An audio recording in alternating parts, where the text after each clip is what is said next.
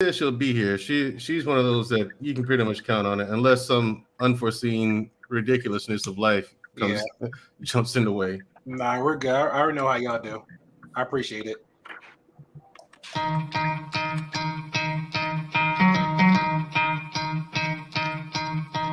You could try to play, but you're never gonna beat me. Look the other way, what I'm doing ain't easy. Bloody hands stained from the people who deceive me. Bloody hands break through the chains, go free me. Looking for change, looking for pain. Pulling a mob, pushing a train. I'll never stop, stick to a lane. Pick up the pieces and go rearrange. I'll be the best above all the rest, put me to the test and expect nothing less. You check as I'm chess, what's happening next? He got the venom, a tangible weapon, no coming in second. This life is a lesson, he got a new engine from pain, it's a blessing. New focus, no guessing, just bold and obsession. All in his possession, you got their attention. I leave an impression and take your redemption. Just kill, no discretion, your mind is a weapon. 11-11, it's time for progression. You could try to play, but you're never gonna beat me. Look the other way, what I'm doing ain't easy. Bloody hands stained from the people who deceive me. Bloody hands break through the chains, go free me. People like sheep move feet, hurt it easy. You don't wanna be fast asleep when they scheming. Better stand tall, ready for a fight, believe me. When they try the chains, you can say no, free me. So he's been looking for somebody who could save him, instead of searching inside for what they gave him. A strong will, strong mind causes mayhem. We could change the world, change times, rearrange them. Staying on pace, running the race. Life is a chase, I don't want a place, I wanna be first. Work till it hurts, dehydrated thirst till I'm in a hearse. High ambitions in the right mind can take you so far. It's like you lived a few lifetimes. Take off, I'ma break off from the weak minds. They can stay soft, you can change lives, you create thoughts. Never waste time, you got one shot, you got one life. Better pop off, what do you like? Make a dream job, no 9-5, no mean boss. Just my life and free thoughts. You could try to play, but you're never gonna beat me. Look the other way, what I'm doing ain't easy. Bloody hands stained from the people who deceive me. Bloody hands break through the chains, go free me. People like sheep move feet, hurt it easy. You don't wanna be fast asleep when they scheming. Better stand tall, ready for a fight, believe me. When they try the chains, you can say no, free me.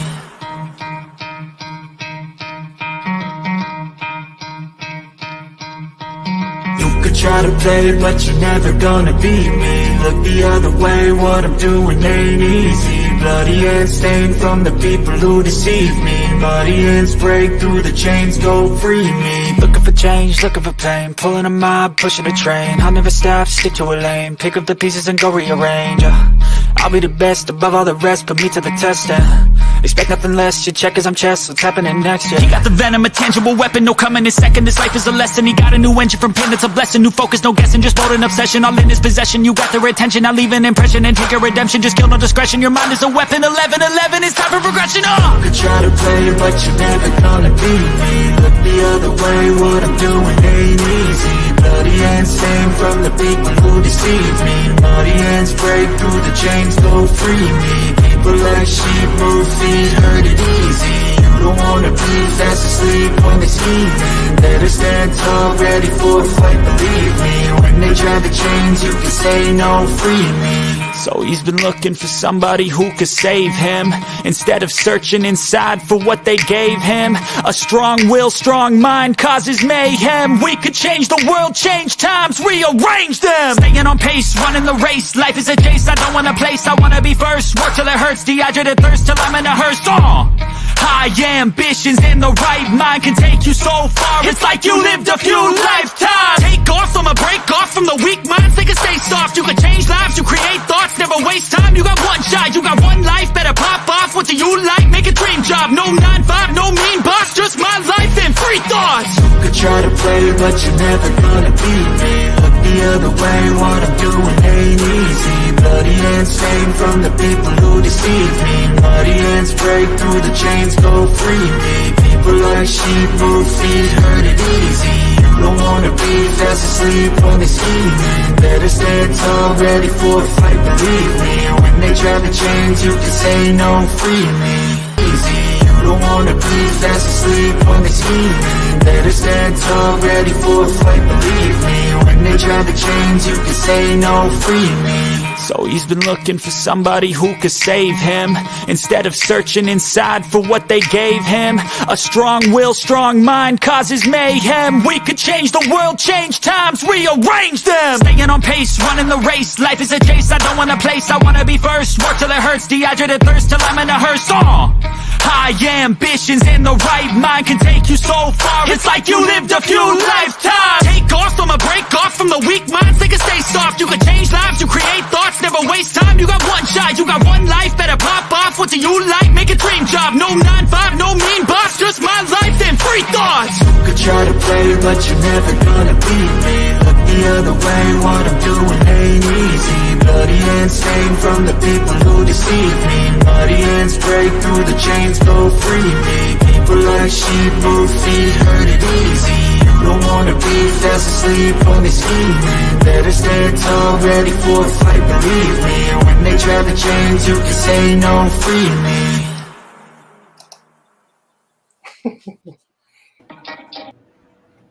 What's going? Oh, wrong face. Wrong face again. Get my face off. Not yet. Hey, like everyone, I appreciate everybody for coming here, man. Great Pill Podcast, like I'm always, Adjust, your host with the most. We have a great conversation. We're gonna introduce people just to come up real quick so we can get this stuff started. All right. So like always, first, like always, you two, wifey, Mika Meek. What's going on, Mika? Hi guys. Appreciate you. Mandrell, what's going on, good Hey, sir? how's it going? All right. Are we came up later or we got some stuff going on in the back? Oh. There you go. Here we are. There you go. Mother, brother from another mother. Appreciate you. And special guest, Stacy. Yeah, not promo. Yeah, that's his fault. He could have changed the name. Yeah, I just realized that 3 seconds ago. I'm here too. So you're the one going to be walking around in the heels and looking Yeah, pretty. he's the pretty one in the background this time. All right, cool. I'm down for that one. All right, so let me get my I'll get mine up in here. So shout out to the chat. Betty, shout out to you, Betty. I appreciate you. She was gonna be here on the panel just to have the discussion because she's really looking forward to having this this really sensitive conversation. And she has some very good words of encouragement. So I appreciate for her for still jumping on the backstage of the panel, saying what she said, and moving forward. So she be in a chat with us. I'm supporting. Big Bad Bull, appreciate you, sir, like always. Canadian born, appreciate you. Definitely CGOJ, appreciate you. Oh. Ian, like always. Nah, not today, sir. We ain't gonna pull no fresh and fit on this one. And Ian said, "Hello, Miss Primal." It's just Stacy. It's just Stacy, bro. Hey, shout out to you, Marcus, one of our good mods out there. And Miss Butts, appreciate you. We have a few that might be coming in a little bit later. I'm not 100% sure, but it's fine. We're gonna still keep this going. Definitely, like always, Miss Lucky, appreciate you. Thank you. I caught your back end of your stream, so it was a great conversation. I didn't miss anything. Usually never don't. Sir Hell, like always, good sir, like always. Alrighty, so we're gonna get this conversation going. Now, you already seen the thumbnail. You already seen the title. You already know what this is about. But I had jumped on another fellow panelist having this discussion. I think I might do a reaction to that because I felt personally there was some conversations or talking points. This individual on a panel was very false with a lot of information. Mine is one, but we'll have that conversation. You know what I'm saying? But I want to break this down and the stuff that I heard. If you haven't heard about it with the shooter in Texas, I can't pronounce. I think it's Uvalde or Udaville, Texas. Somebody can correct me with the pronunciation of Texas shooting. This young man was 18 years old. Decided for some unknown reason to take a firearm to his hands, pull the trigger to his grandmother's face, take her vehicle, drive to said elementary school, to do multiple self-deletions. I don't know if he had a particular person targeted in mind, but he had removed a lot of lives from this world. From the first initial contact, it was about 14 to 15. And the last update that I just saw on an article and news report that would show. And I also left links below, interviews from the grandmother, a relative that actually was given an update from the grandmother. She did not, she wasn't deleted. She's in critical condition. She's going through surgery. They got her, she's stable. And then from what the article was saying, that because of, I guess, the disfigurement, she might have to do some more surgery on that too. So the article is there. I got an each section below. The second one, pretty much, so after during that time, updated so far, the body counts of what this young man did was up to 21 body counts from the last time, from the 14 to 15. Also, there was an article reporting that a husband that was there passed away from a heart attack because somebody that he loved very dearly had passed away. So just to keep that in mind, this affected a lot of people, not just in this town, but in this state. Okay. So I want to go on the mother of the young man gave an interview, and I'll start there and then break it down to each one of the articles, and then we can have the conversation. And again, hey, Ian, I can't even blame you, bro. It is, that's how people feel. We had conversations about this on another panel. Shout out to Poppy Blanco. It was a really good conversation to have. A lot of people had different perspectives and conversations about it. Mothers, veterans. Shout out to Nathan Daly. He did a breakdown on a police perspective over it. He hit me up in the DMs. He can't make it, but if he come a little bit later, he'll get his little input on it. Or we might just have another conversation, just have him on and just give a whole breakdown. But if you check his channel out, that's Nathan Daly. He gets a whole breakdown of on a police perspective and the way he felt about it. I'm pretty much quoting her verbatim on his channel. The police could have done better. All right. And I will take it from there. But let me show this article real quick.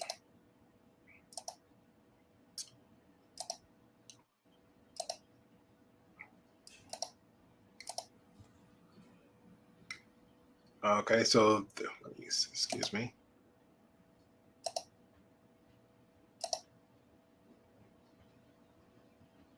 All right, this is from the grandmother. Appreciate for New York Post. And if you don't trust their sources, you can check others. But pretty much the grandmother. Sorry, I heard somebody chime in real quick.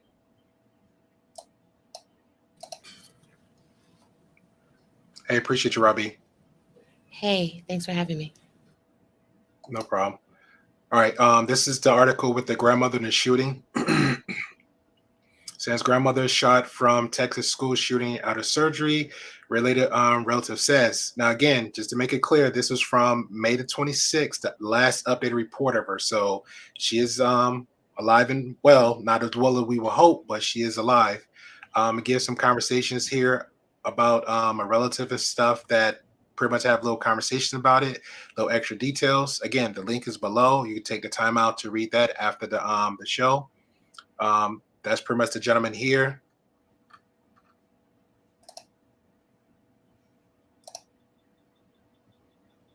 And the next article.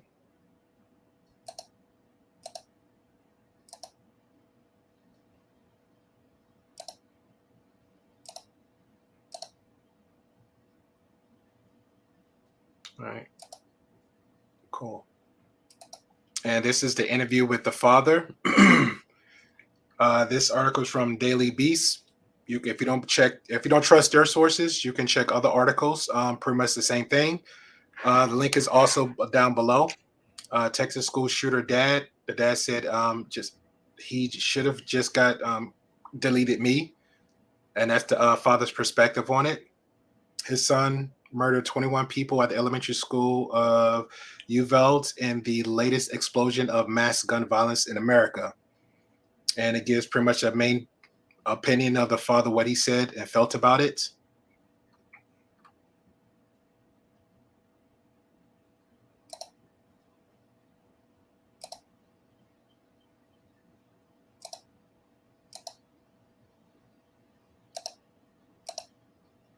And the last one here.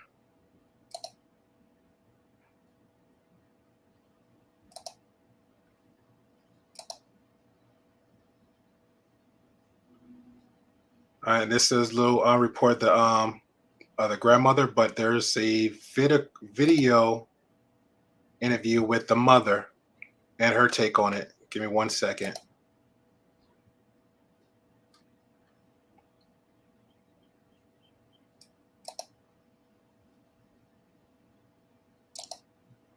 I think it just broke over. I'm not going to really search for it, but there's a link for the interview of the mother pretty much saying that she's apologizing for her son, that she felt that her son never really meant any harm. Just and this is my take on it. I felt like she was giving him a way out. But overall, she was just apologizing for what her son did and asking everybody to forgive him. And that's pretty much her thoughts process on that. So we'll go around the board with everybody's thoughts on it so far, because I know this is a very intense conversation. And again, I just want to have, I left the description for anybody who want to come in the conversation. You have to subscribe just to filter out the trolls. Marcus or Vaughn, if you're there, if it's any like negative conversations in the chat, just time them out so they can catch the hint. Okay, warn them first and time them out.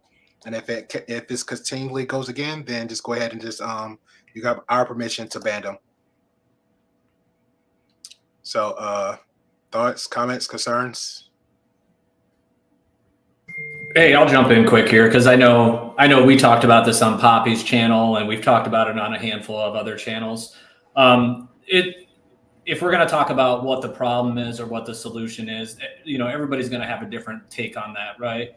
But on a fundamental basis level, I'm gonna say that American society is really sick right now in a lot of ways, and you can do a lot of different approaches to try to make that better. But something needs to get better, right? I would say on a fundamental level, America, we're in a sick space right now, and it needs to get better. So that's what I'll kind of say, because you've already heard kind of my approach and how I would take it on. But I would say overarchingly, we're in a dark place, and we need to get better. Correct. I agree with that. Stacey, if you want to talk about it, you can go for it since it's open. And then. Yeah, for me, it's relatively the same thing. I'm really sick of hearing on one side that it's a gun issue or not a gun issue, and I'm really sick of hearing on the other side that it's a mental health issue or not a mental health issue. The people who are doing these, they wouldn't really qualify for the insanity plea if they ever survived it at the end. And so it is definitely culture, and it's just a mentality amongst people that's just angry and cold. Yeah. And that's it. Okay. Mika, your thoughts? Oh, you muted. You're on mute, Mika. I said, let me go last because I'm looking at something in regards to this. Okay, cool. Robbie, your thoughts? I think this is just a very sad situation, and it leaves room for a lot of negative interaction that doesn't need to happen in our society and in community. Instead of people looking at the real issue, everybody wants to pass the finger and point blame at 50 million other things. And it's like, this child was going through something. He handled it poorly. And as we're looking at the titles and what the family is saying and what they wish he would have done to them instead, that lets me know they already know there was an issue. He had too much access to munitions, and he probably did have a mental health issue, and it was neglected on all aspects. And we have to do a better job of taking care of our children nowadays. Okay, I appreciate that. Medrell, you have any thoughts? Yeah, I think Primal and his lady really hit really close to the mark, but Well, they hit a bullseye on one of the marks. You know what I mean. People make the argument whether it was mental health or a gun control issue, but you have to look at the situation for what it really was. You know, and you know, guns just sit there and do nothing until the person picks it up and uses it for whatever reason, hunting, defending themselves, target practice, whatever. Other than that, they do nothing. So you can't blame them. It's not that it's not a gun issue. It's cultural. And the only thing I would disagree with Primal on is when he said we're in this dark place and we're a sick country right now. I say submit to you that we've always been a sick country in comparison to everyone, to most other civilized countries. We've always been sick. We've never healed. We've never taken steps to make things right. You know what I'm saying? That's why you hear people, and that's why the greater populace is sick of hearing about black issues nowadays. They're sick and tired of hearing us talk about it. But the problem is, no one's ever taken steps to fix it. You kind of made a mess. Like you made it. You cooked a dinner, made a nasty kitchen, and left the mess to sit there and clean itself. Mm. You know what I'm saying? I mean, so that's the issue. No one's taking it, and then now we're looking at kids who are having issues socializing. They're having problems getting along and communicating with people when no one's ever taught anyone how to communicate. You know, there's a lot of issues we never tackled, never talked about, never addressed properly at all, if at all. And now you're seeing the results, and people are wondering, where's this coming from? You kind of brought it on yourself. And it's us. CJJ had a question. She says, what do you mean by a sick country? Well, I mean, with the things that are going on, for instance, like the first big school shooting that I remember was Columbine. Angelus, you and I are old enough to remember that. That was wild, and we all wondered what that was about. And since then, you see more and more and more of them. Things like that, like people, that's not normal in American society or in any society or in most societies. Is not normal to go around going after children. Yeah. You know what I mean? You don't go after kids like that. They didn't do anything. And from the way the breadcrumbs followed, this guy just kind of did it on a whim. He just woke up just one day and decided to go do these things. And this is going by the things he put on his own social media. Like, that's what people are saying is sick. Who goes into an elementary school like this one? You had Sandy Hook a while back, and who goes into an elementary school and just does something like this? That's sick. And I think that's what I don't want to speak for Primal when he called it but that's what I interpreted from what he was saying. Yeah, and I'll jump in. Yeah, I feel just like culturally I think you made a really great point, Mandrell, by saying, it's not that we're sick right now. We've been sick for a long time, right? And I think there's just an American culture that's different than a lot of other cultures throughout the world. And I think like we tend to, in some circles, in some instances, have a very dehumanizing way about us at times. And that's not speaking for any individual or any particular group. I think collectively there's kind of sometimes hey, that's not my problem because it's not in my community right now. And it's not my problem, right? And sometimes I feel like that happens. And I just feel like we're in a dark place where we have a lot of people that really don't care about the suffering or others, or have no problem putting suffering on others. And I think it's sad. And again, I'm not trying to speak for everybody, but I feel like it's almost accepted now because we've had 26 or 27 of these in the past year. And it's kind of like, this is not news, like new news. This is something that is kind of a cultural thing that keeps on happening. And to me, that's sick. So that tells me we're sick in some regard, I guess, if you will. I rambled there for a minute, but it's a big thought, right? Mm-hmm. Papi Blanco. No, you have son, Stacy? I'm sorry. Okay. Papi Blanco. Appreciate you, sir. Yeah, how you doing? How everybody doing today? Good. Yeah. I can agree. First of all, this is a very, very sad situation. It really pains my heart for those poor babies and especially the family now that they have to live with this in their heart for the rest of their lives. Especially to the point when I read yesterday that they couldn't even recognize the babies. They have to. A lot of the parents have to get DNA tests just to recognize which one of the bodies was their kids. That's terrible, bro. Terrible. And like my man Mandrell say, I couldn't agree more with him. He hit it right what it needs. He said everything that I wanted to say, and I want to take a step a little bit further. Like, we live in a very sick country, and he said this ain't nothing new. This ain't nothing new. The only thing is we got cameras now to see it. That's the only thing. That's the only thing that's have changed. It's been going on since the 60s. We live in a country where you don't agree with somebody, and like, look what happened to Malcolm X. Somebody run up on him smoking. Malcolm X. You see what I'm saying? Martin Luther King, John F. Kennedy. You see what I'm saying? So, and now the thing have gotten so out of control. Now that you got this bastard right here that only because he have a bad day go and take those little poor babies out. That ain't got nothing to do with him. That's all it takes nowadays. Just somebody having a bad day, bro. That's all it takes. And we need to stop kind of giving thing a cap out. I know Robbie said this, like mental health. I don't care if this guy have a mental health problem.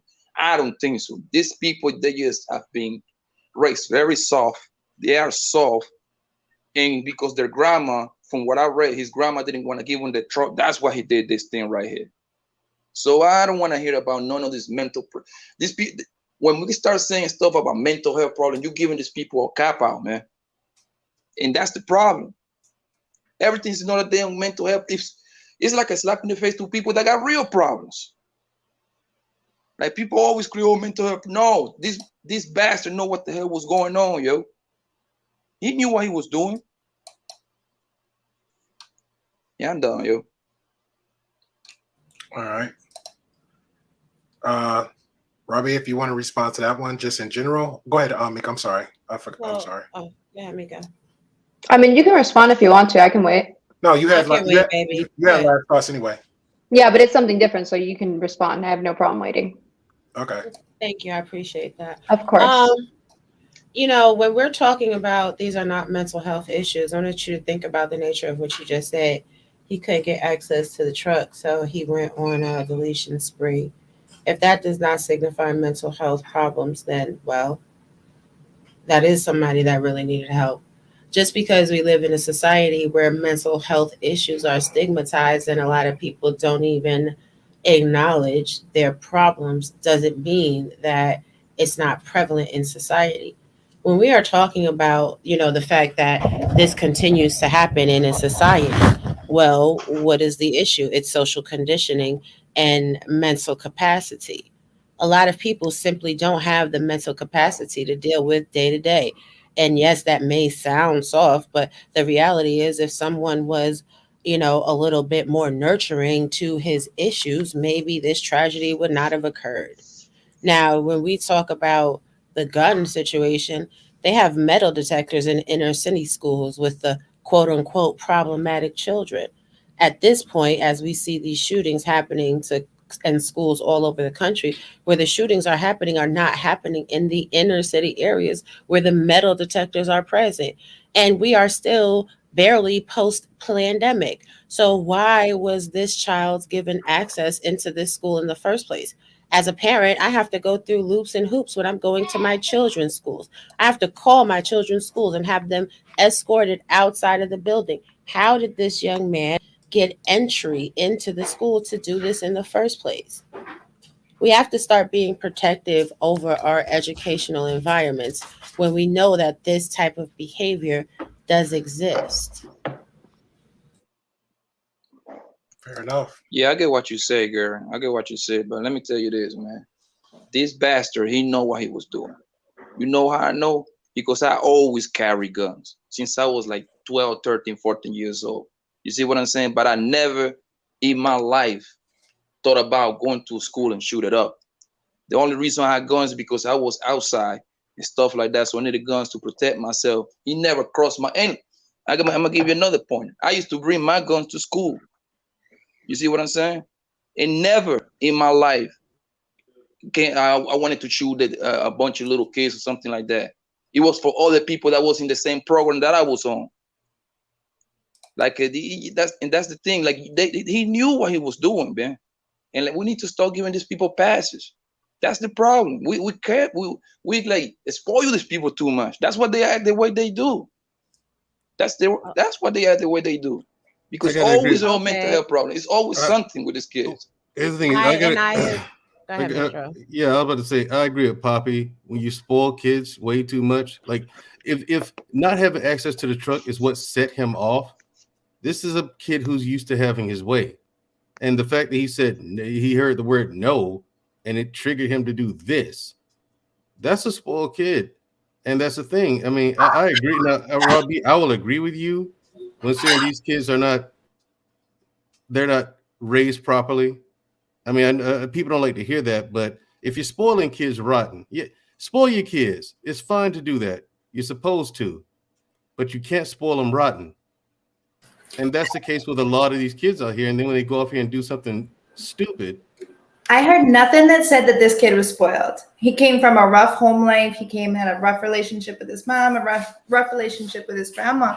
I think that CJJ like nailed it on the head, is that it comes down to basic personality behavioral issues, coping issues. But the thing is that that's not general psychosis. So he's not ever, if he had survived, if any of these guys survived, they're never going to be deemed as actually psychotic or clinically insane. I mean, psychotic maybe, but not clinically insane. So why did they put him in the insane house? They know what they're doing. Yeah, he does. He knew what he was doing. I agree. He knew what he was doing. The guy had 660 rounds of 5.56s. But this plan of his was in place before the petty little shit. Like, it's not about because the kid. That was just the trigger that made it that day, but he was already going to do it. Oh, okay. So, like they were saying, the way he got in, they're saying that one of the doors of the school was propped open. Yeah, but he had said 30 minutes before that he was going to go shoot up an elementary school. He sure did. He did because he said he had just messaged somebody in California 30 minutes before. It was nothing about crashing his truck. It was just that he was able to get into the school, but the plan was there. It wasn't just spoiled. He was already planning to do that, and that's kind of the thing about it, is it's just this internal sense of just anger and aggression and separation and isolation. Isolation is the number one. If I were to say anything that made America sick, it's the feeling of isolation. It's what creates this hostility. It's what creates drug addiction. It's what creates so many of these things, that it's just this feeling of isolation. And I agree with you, and I hear what you're saying, but I want you guys to really understand this point, because I would say that most of you on this panel don't have mental health issues to any degree of severity. So therefore, I like it. You talking to the wrong panel. You talking to the wrong panel. But the point that I can't with y'all, but the point that I'm making is this: just because someone will not be considered clinically insane, and their insanity may not be to the degree that they could have a defense of insanity, does not mean that they don't have mental issues. Oh, and that's no, I was agreeing with that. I was just I get what you're saying, Stacey, baby. I understand, but we got to really start putting that on the table, because you're absolutely right. People have not dealt well with the isolation of C-19. They do not have good coping mechanisms. So how many people actually developed a regime to deal with those issues during the pandemic? They didn't. And people always say spoiled. And like how Minka said, this kid was not a spoiled child. He just, But she's agreeing too. It was Stacey said it, but Mika's agreeing too. Oh, yes. I'm sorry. Yeah, but it's not that he was spoiled. It's that he had ineffective coping.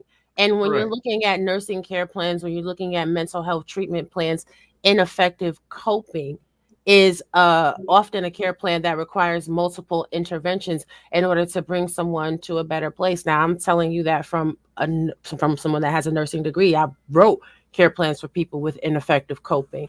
That requires multiple stages of intervention and then checking in and reevaluating people after a certain amount of time has passed. And his parents and his grandmother were ineffective in spotting the issues and getting him treatment, because so many parents, so many people individually live in this bubble where only what they're thinking about and only what they're going through matters, which is fine if you're a single person. But at the point that you have children, you have to learn how to be in tune with your kids and know their behavior archetypes and their patterns and how to get them the help when they need it. Okay, but They what if just I were live- to tell you that if they saw it and they wanted to get him help, they wouldn't have been able to? They wouldn't, Well, and they also, wouldn't have be able to. Adolescent therapy, psychotherapy, all of it is impossible. It is impossible Facts. to come by. You have to be at the most extreme level, which means you've either already threatened somebody's life, you've already tried to kill yourself, you've already, like, you have to be at the extreme of the extreme to even find a therapist now. Right. And that's the issue that I proffered up in the beginning. These mental health issues are prevalent, and you can see it in children's postings and their behavior. And like when they get their notes for their report cards, their progress reports from school, we need to start creating a system in our society when we see these signifiers that the therapeutic comport or the therapeutic portion of it becomes readily available. It should not be that difficult to get children and adolescents therapeutic interventions, as if they don't deal with emotional conflicts. Well, So, let me and hold on, I hold, agree, hold on, but hold on one second, Stacy. Miss Creative asked a question. She says, let me pop it back up here. She says, Robbie, you never know who is on the edge. They may seem normal. Absolutely, I agree. With there, so with that being said, to tack onto that, is there signs for most people like that? You know what I'm saying? Just say, hey, this person might be acting a certain way, look a certain way, and I'm just throwing something out the bucket, dressed a certain way to say, hey, this is a sign of a person that might be a little bit off, a little bit, you know what I'm saying, disturbed, to say, red flag. there. No shots to IG thoughts out Well, there. the thing is, right, but the thing is, like, I mean, here's the thing. Here's why it's dangerous to implement things like the way someone dresses. You know what I mean? Because that could be misunderstood. No, but it's a whole, Very much it's so. a Here's the whole thing. thing. No, I know it's a You whole got thing, pictures but wearing a dress too, so It's I a don't lot know of if that makes any sense. I yeah, would say it's a lot of symptoms similar to things like depression or other things like that. You'll see a shift in a pattern of behavior. So let's say somebody normally, they would always every day get up and go to the gym at 6 a.m, right? Well, all of a sudden they're not doing that anymore. Every Friday night they would go out and play golf or go do a certain thing, right? It would be a shift in their normal, right? So you have to know what their normal is first, and then they would deviate from that. And again, it's not a perfect system, but that's what I could advise for people. If you think that somebody's maybe struggling with something, is they suddenly stop doing their hair every morning or whatever. They're suddenly like not who they were before, but then you have to know who they were before too. right. But here's the thing, and I was about to make this point, but because this I'm well aware of, because I've been in psychotherapy for years now, right? And yeah, probably you're absolutely right. Here's the problem with that. I actually wanted to help, so I was honest with everybody, all of my therapists. I was 100% honest with them. And some people are not only shy, but it's uncomfortable for them to air out things like that, you know? So if they don't tell the doctor everything, then the doctor can't properly treat them. And I think as I live alone, so no one's around to watch my behavior. You feel me? Yeah, I mean, I had to be honest. Like, there's some things I used to do this, used to do that, used to do this. Now I don't do it anymore. You don't? Do you have any interest? Nope. Would you like to have interest again? Yep. You know what I'm saying? I had to be honest about it. So if there's no one around to notice these things, that's going to be hard. And some people, you know, it could be a mental health issues, but at the same time, Rob, like I told Sir Hill, some people, this is just who they are. they've always wanted to do something crazy like this. Yeah, some Well, people who just messed up, no mental health issues, no rhyme, no reason. They just want to do something like that, and then they have the means. They finally get the means to do it, and they go do it. There are people out there like that. So that's why I'm not so quick to put it under the banner of mental health. Mental health is something I do take very seriously. Rob B knows this about me, So I'm actually hoping that it's a mental health issue as opposed to our citizens now, just having the urge to do something like this. Yeah.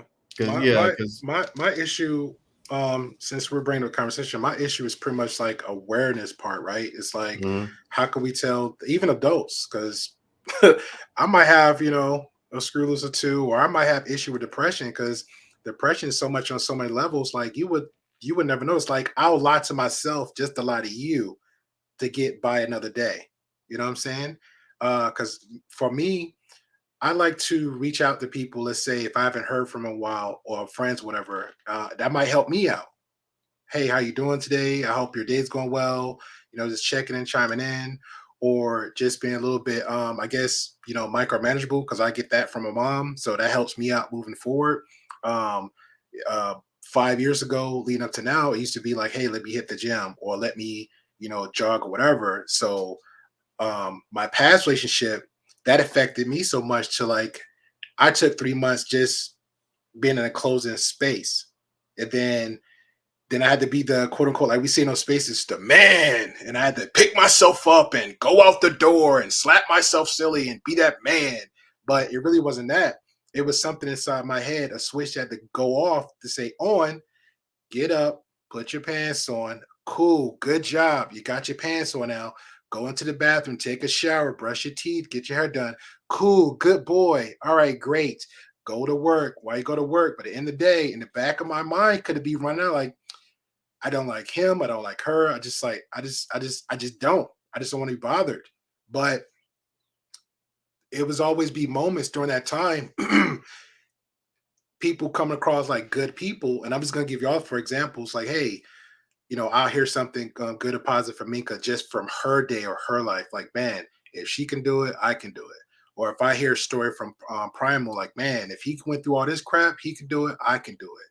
You know what I'm saying? So it's like, it took me to understand it and listen and recognize that for me to move forward, not to be kind of stuck in that little depression phase. So I think people need to watch real carefully about the people that's around them to say, hey, maybe that person need a friend. Maybe that person need just a pat on the back. Maybe I just need to keep a little bit closer in the eye. And I don't think his family was doing that. I really don't. I agree that the kid, if neglect and isolate, and one thing I think is Primal's lady talked about was isolation. Wow, she's right about that. Isolation surprisingly will do a number on your psyche, a big one. You know what I'm saying? If you spend a lot of time alone and you get around people, you know what I'm saying? You finally get around people, man. Listen, because I used to say, to myself, people say, "Oh, I'm talking to myself." I say, "Hey, at least you're not answering yourself. If you it's talking to yourself, right, but when the moment you start answering yourself, yeah, that's when we need to start talking." Angelus, my dad caught me talking to myself one time. He was like, "Oh Lord," he said, "Hey, who are you talking to in there?" I said, "You know what, myself." He was like, well, as long as you don't start talking to yourself, answering yourself back, you'll be all right. Go to the VA. And then he was like, go to the VA. You have a great point. There's so many people out there think they can just do it themselves and they're all fine and they don't need any connections. They don't need any relationships. They're okay just being out there on their own.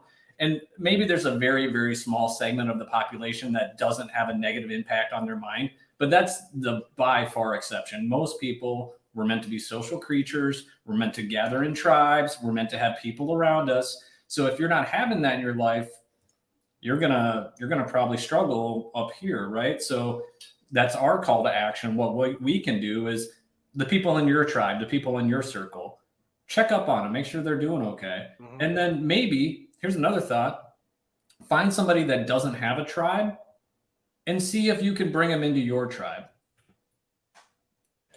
Just Right. yeah. And then I also, agree. hold on real quick. Hi, Mandrell. My name's Stacy. Hey, Stacy, how you doing? It Nice is to nice meet to you. meet you. Nice to meet you too. I'm not Primal's lady. Oh my. My bad. My bad. Y'all need to shut up already. I just wanted to meet Y'all, you formally. y'all Thank need you. to shut Thank up you. already. You his lady, he your They man. gave- That's the way I see it. That's they the way I gave- call it. They gave digital handshakes, and I like how Stacy put the stamp on it. Right. Yeah. So So here's I'm sorry. Go ahead, Mika. so there are ways that you can see it, but I don't think that this is a qualified panel to be just you know what I mean? You can look online. The FBI has it of like isolation, dark clothing, depression, short bouts of and like strong bouts of anger, all sorts of things. You can literally look at the website and it'll give you a list of things to look out for problematic people that may be on the verge of shooting something up. You just described me. Sir, Dark. you have respect for yourself. Right.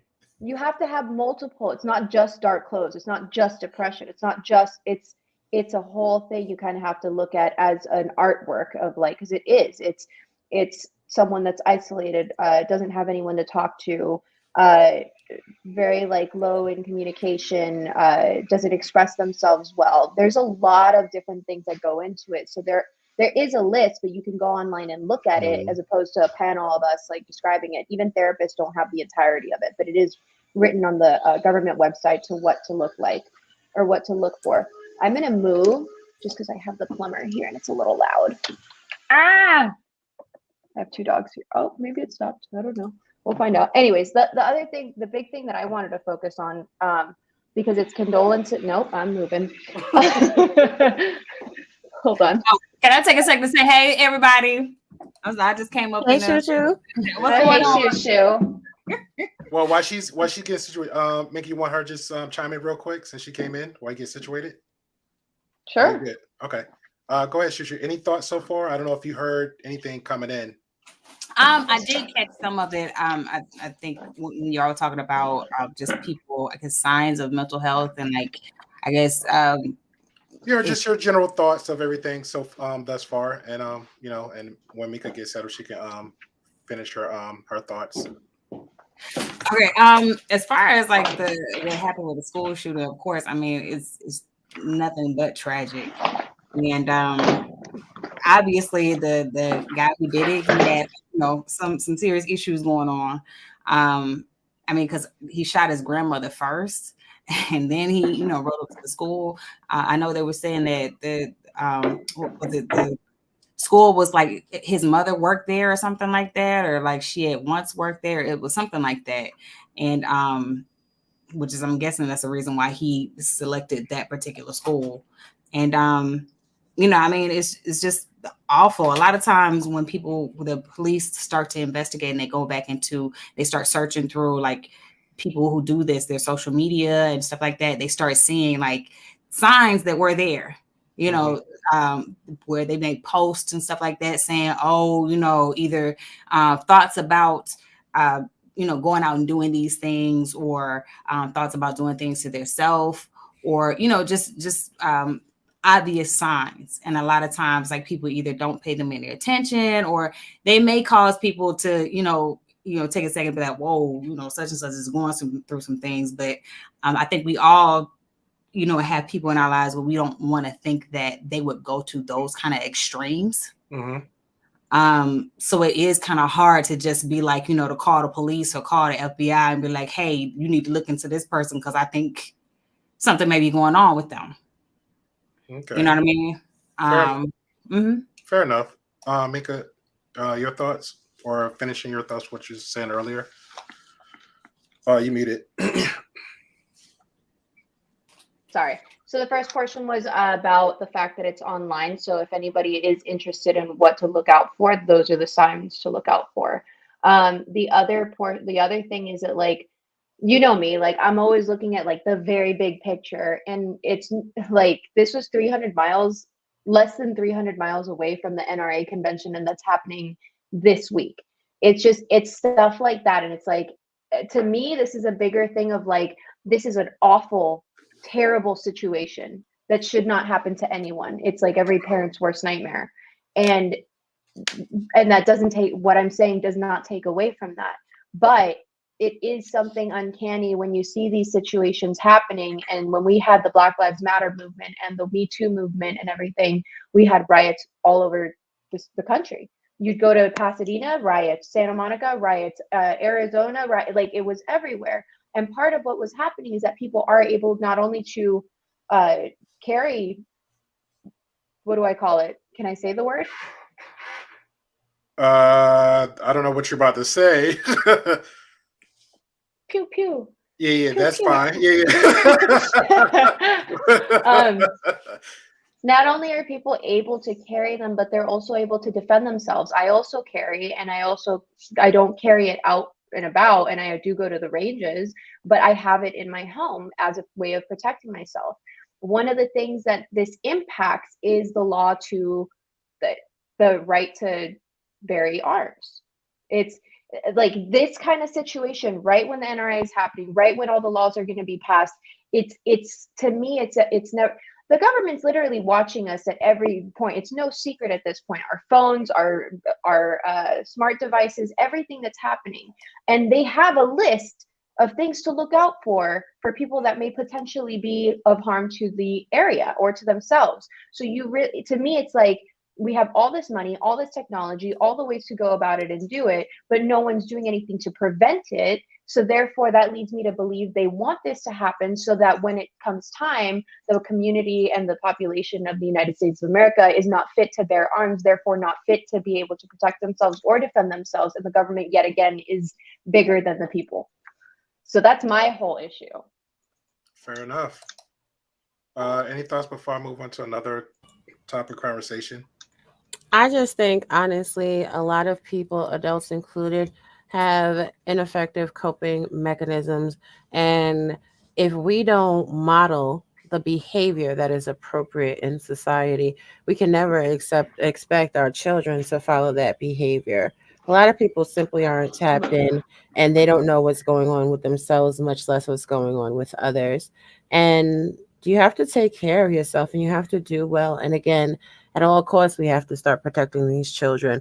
Mm-hmm. And if that means just locking everybody out that's not supposed to be in the building and making them get approvals before they can come in, if that means getting metal detectors at every door, whatever that means, that needs to be done. Because we sit there and we have these discussions and it's like, oh no, it can't be this. Oh no, it can't be that. Oh no, it's not this. Oh no, it's not that. So all that's great and dandy, but when we gonna get to the solutions, you know?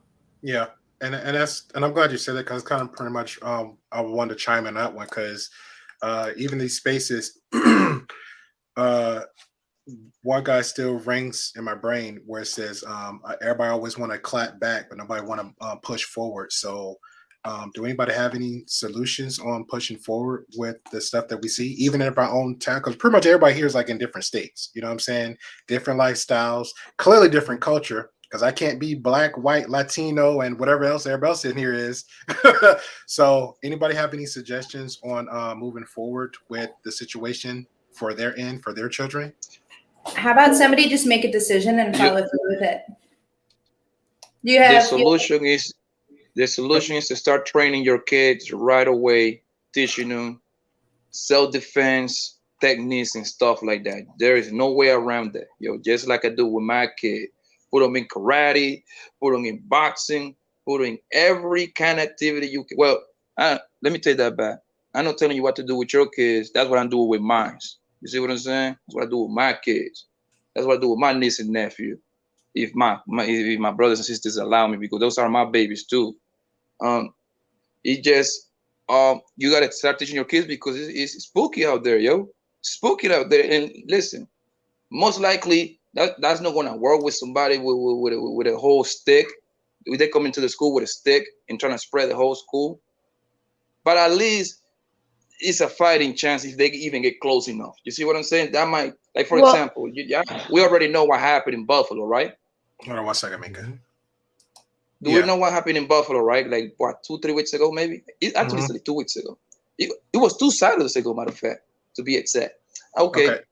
Now that whole situation could have been avoided if somebody was strapped up in there. Maybe 2 people would have still got smoked, but somebody in the store would have had his paw with them. They would have gave it to him, because usually bullies don't like to get punched in the face. Like, a bullies don't want to be playing even playing fields. You see what I'm saying? That's why I like to go on that bully sometimes. Because when they meet their match, they don't want those kind of activity. They don't want to engage. I like to engage. Well, Poppy, to have a question here where everybody's going with their solution. I'll let Mika chime in. One question was, can self-defense, as you mentioned about your young child, can self-defense help against a bullet? And another one says, Axis, how do you think that would help?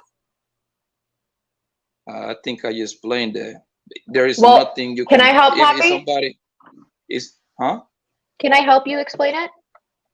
No, hold on. Let me say it. I can say it myself. Like what I say, if somebody come into the school with a stick, meaning that he come there with a rifle, those kids got no chance. I get that.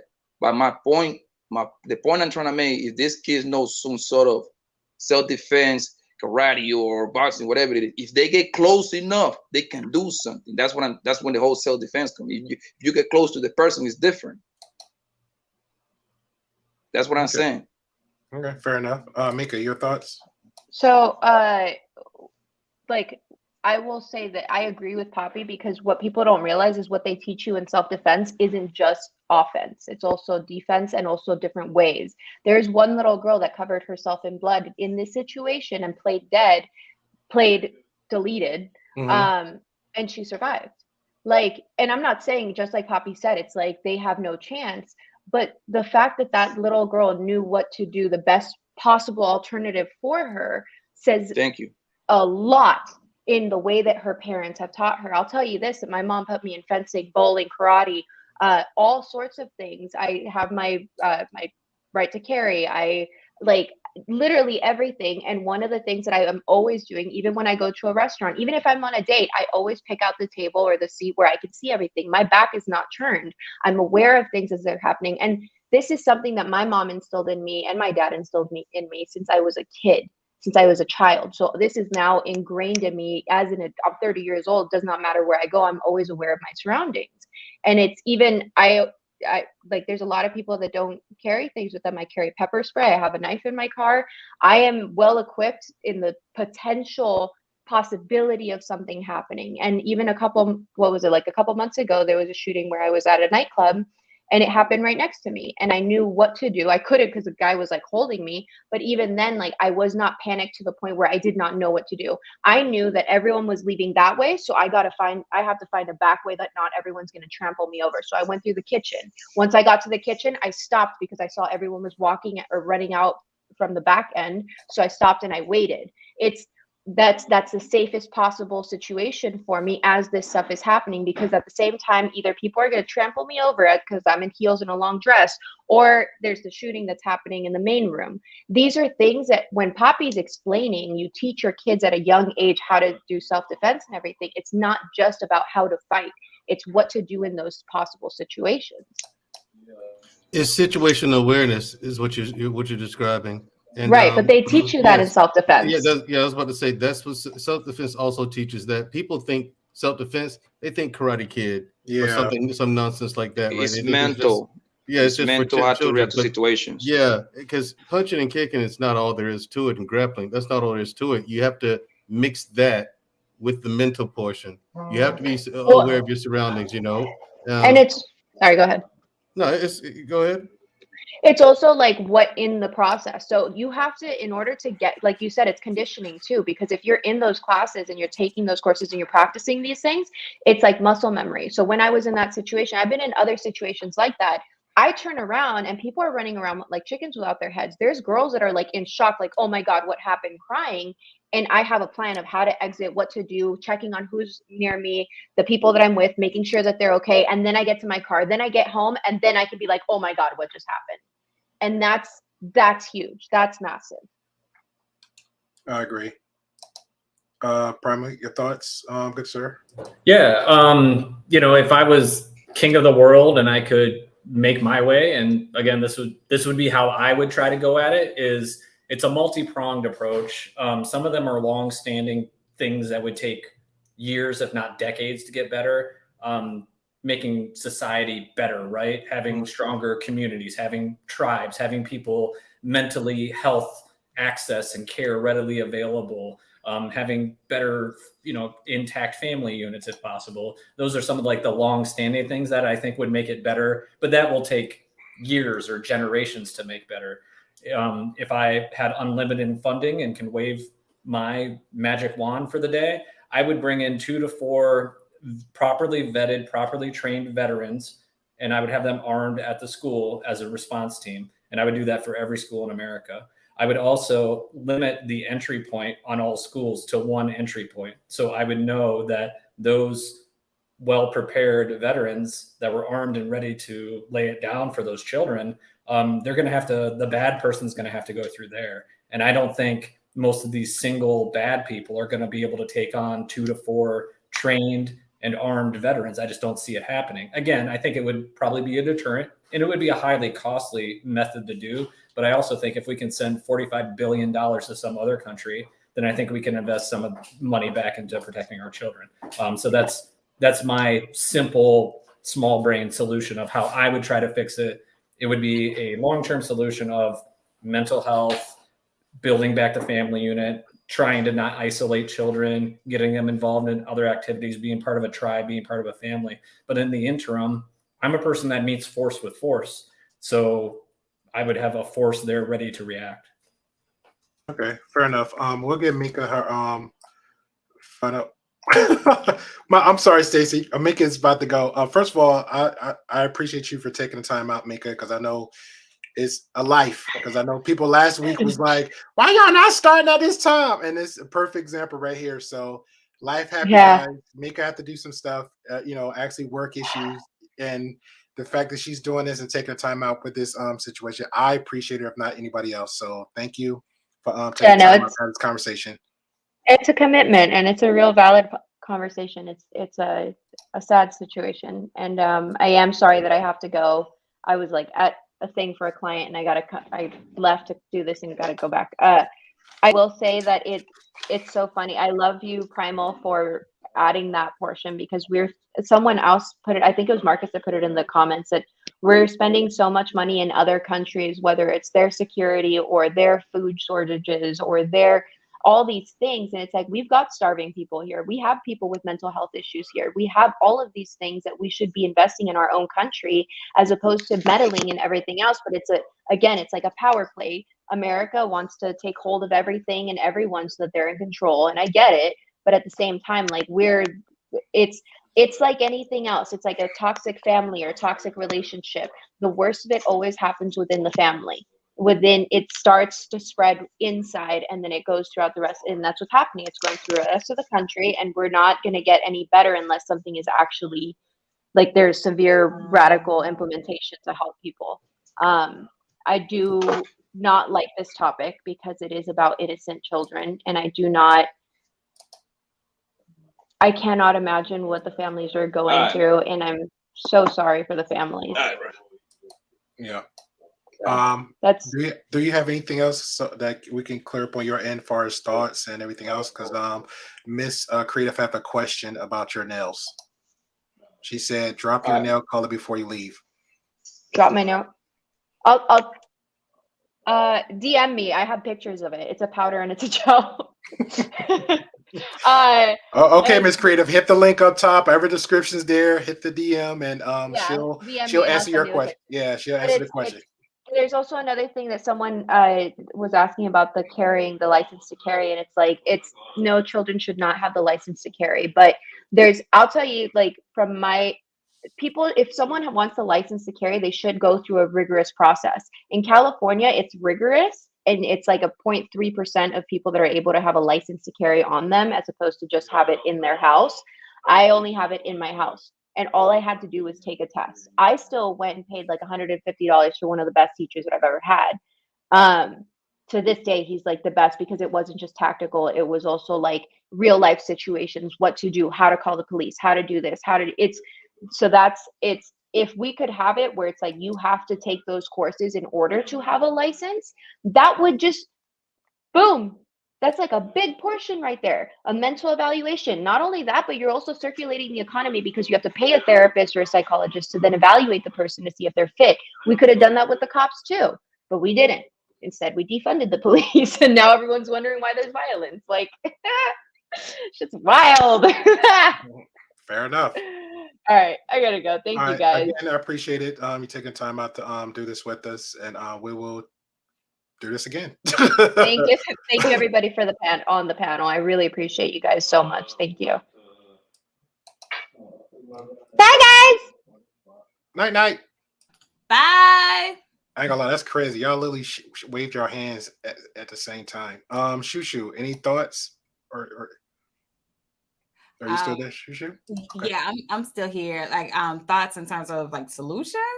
Yeah, sure. Solutions that would help. You know, gotta push forward on that positive. Yeah, solutions would help. It's just it's hard because the ammunition is already in the wrong hands. Oh, it's already out there. So it's like, what are you supposed to do about that now? Yeah.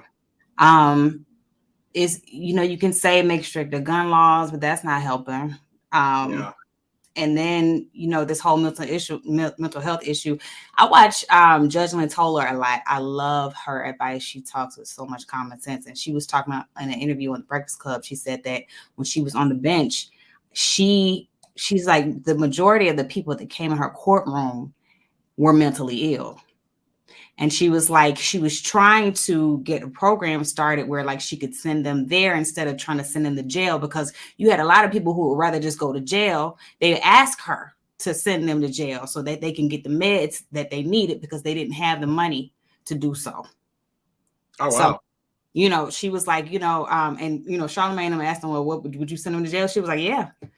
She was like, you know, if it required them, you know, getting the help that they needed, they needed medicine, and that was the only way they could get it. She was like, she tried to actually, you know, start a program like, you know, through like the hospitals and stuff like that, so she wouldn't have to send them to jail. Like they could just go to another program and get the assistance, like, you know, the actual the therapy and all of that they needed. But she was like, nobody want to spend the money. That's funny you said that, because I think we had I don't know if it was a conversation amongst us about backstage, and I mentioned that not the criminal part, but there would be homeless people that didn't have the Medicare and Medicaid, and they would actually purposely hurt themselves to get admitted in the hospital just to get that extra care they really need. Right. Yeah. People do that. And it's sad. I mean, as far as like for children, it's been like, you know, I mean, it's not like children. I mean, parents don't have enough to worry about as far as with their children already, but then like to have to worry about sending your child to school and hoping that they make it back, or hoping when you go pick them up that they're going to be all right. It's insane. I mean, I really don't know what to say. It's like, you know, you just hope that the people who are watching over your children will really protect them if something did come awry. I just honestly, I don't know. I don't know if there is every option is a good option. So I know it's not no 100% percentile on this will get it done, but Stacy / Primal has a. Hey, I'm just curious, and I put this out there for the group. Do you think incidents like these, if they continue to go down, we've established that there is a possibility of doing online schooling. Now, we can all talk about how effective that is, or, you know, how good that is. But do you think if these type of things keep on going, it will mean kind of the end of the American school system as it is? Because I'll tell you what, if you told me, hey, there's a 1 or 2% chance that something like that might happen at your school, then I'm going to think twice about sending my kid to school, and I'm going to evaluate, could I homeschool them? Then if that happens, the society has failed you. But I'm just asking the question. Yeah. Like, does anybody have does that even? There is what I think. The reason what I know what you're saying, Primal, but the school system ain't going nowhere, bro. It's too much money. It's too much money. The federal government make money per student that goes to the school.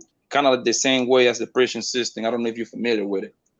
like every prisoner, they get paid behind closed door. If I'm mistaken, like $47,000. That's what I read.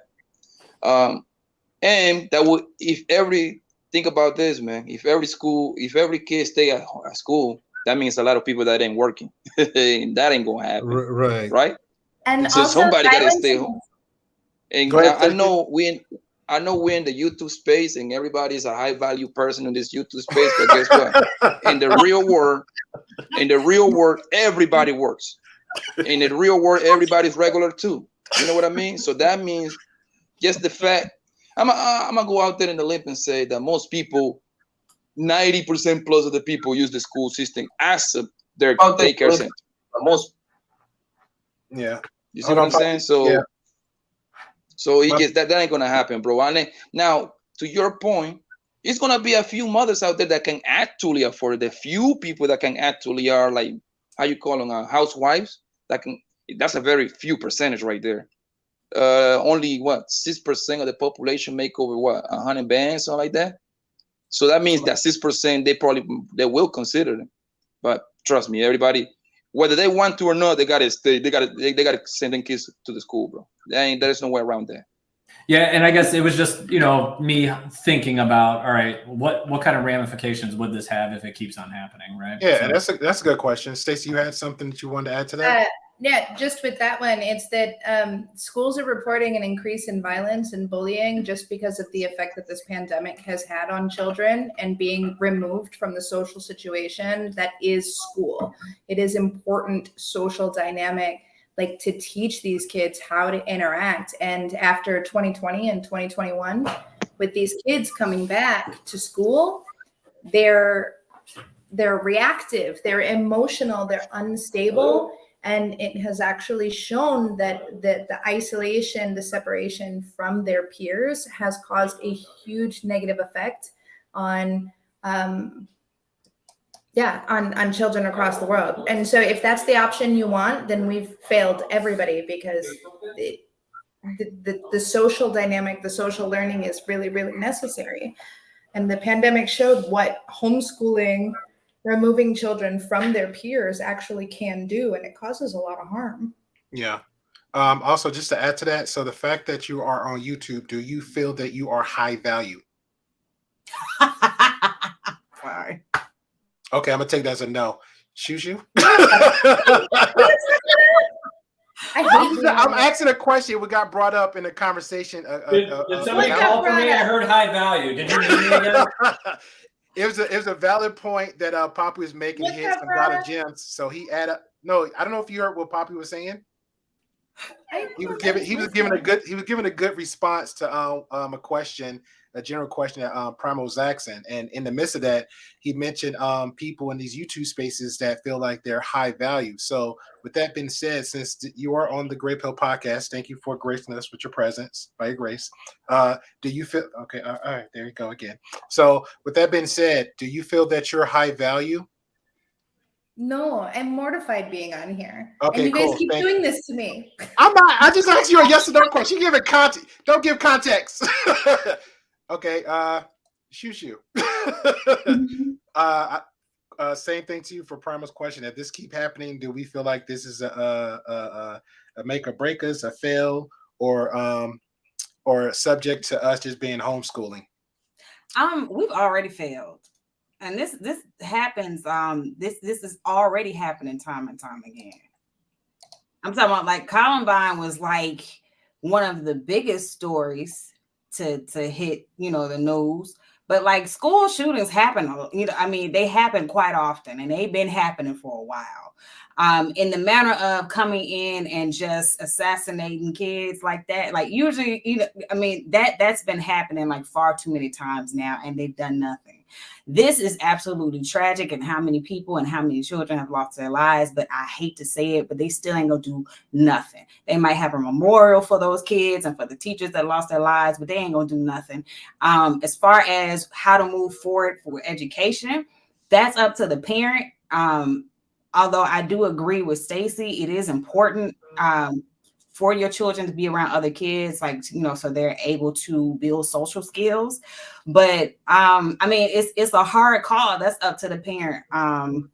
I mean, because like Poppy said, you get them in some self-defense classes or something like that, so they can learn techniques, and they can be more aware of their surroundings and stuff like that. Because some things I think maybe you can pick up on, but maybe people just weren't like in the moment or like paying attention. Mhm. But I mean, the answer is, like I said, it's gonna keep happening. Okay. Unfortunately. Okay, fair enough. Stacy has this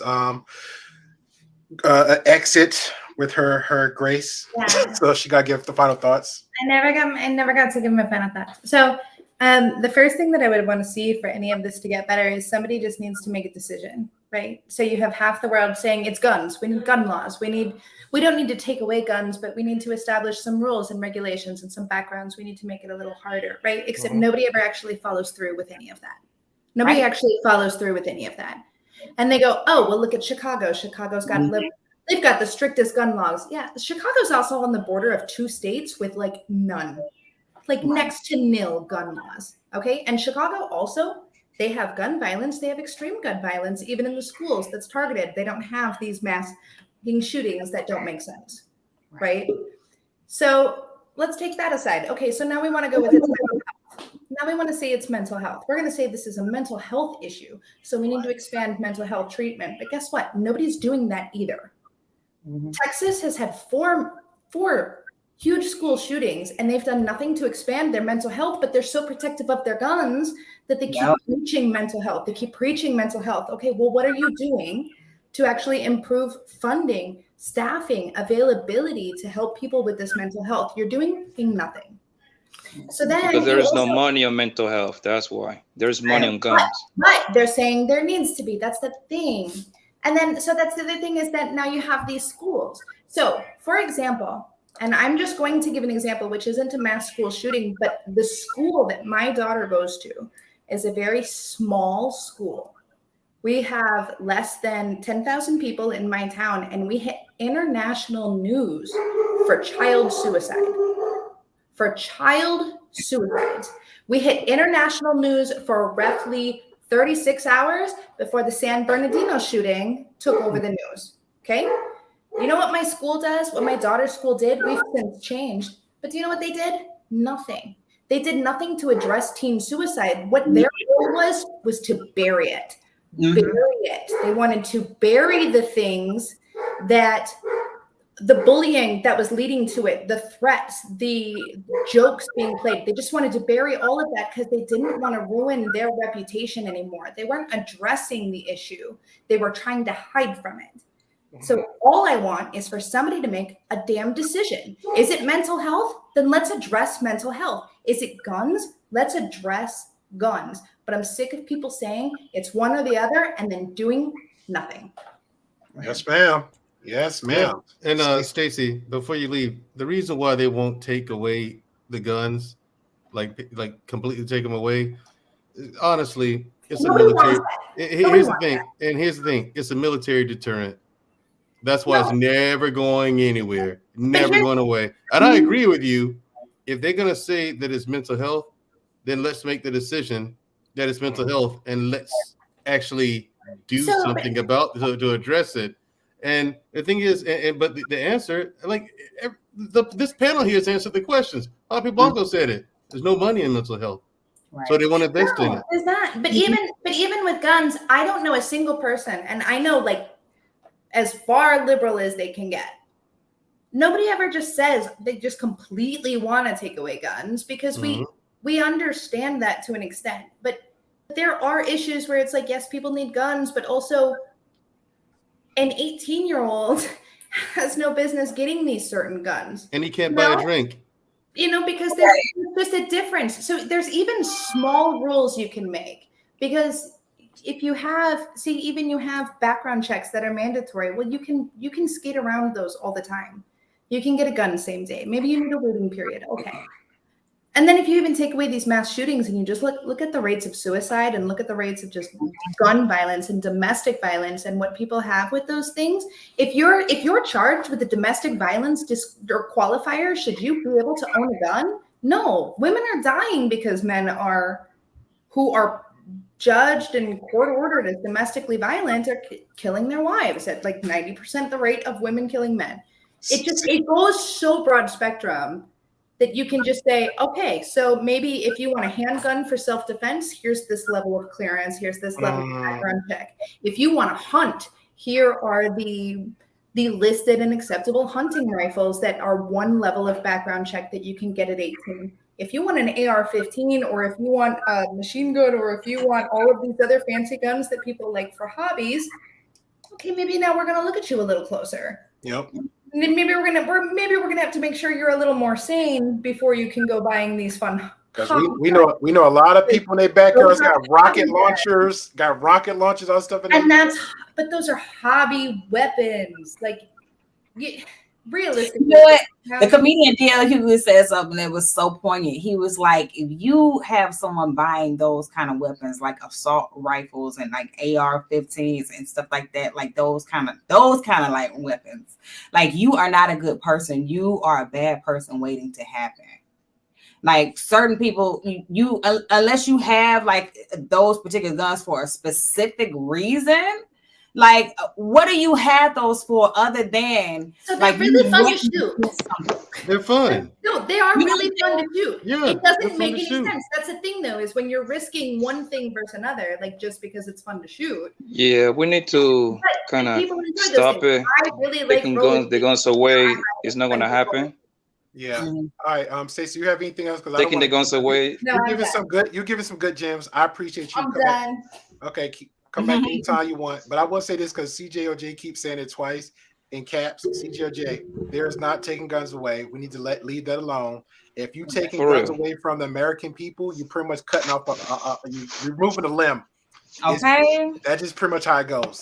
So we got to find another suggestion besides that. It's not happening. We can say, hey, let's be safe with the gun control. We can say, hey, let's raise our children or our peers.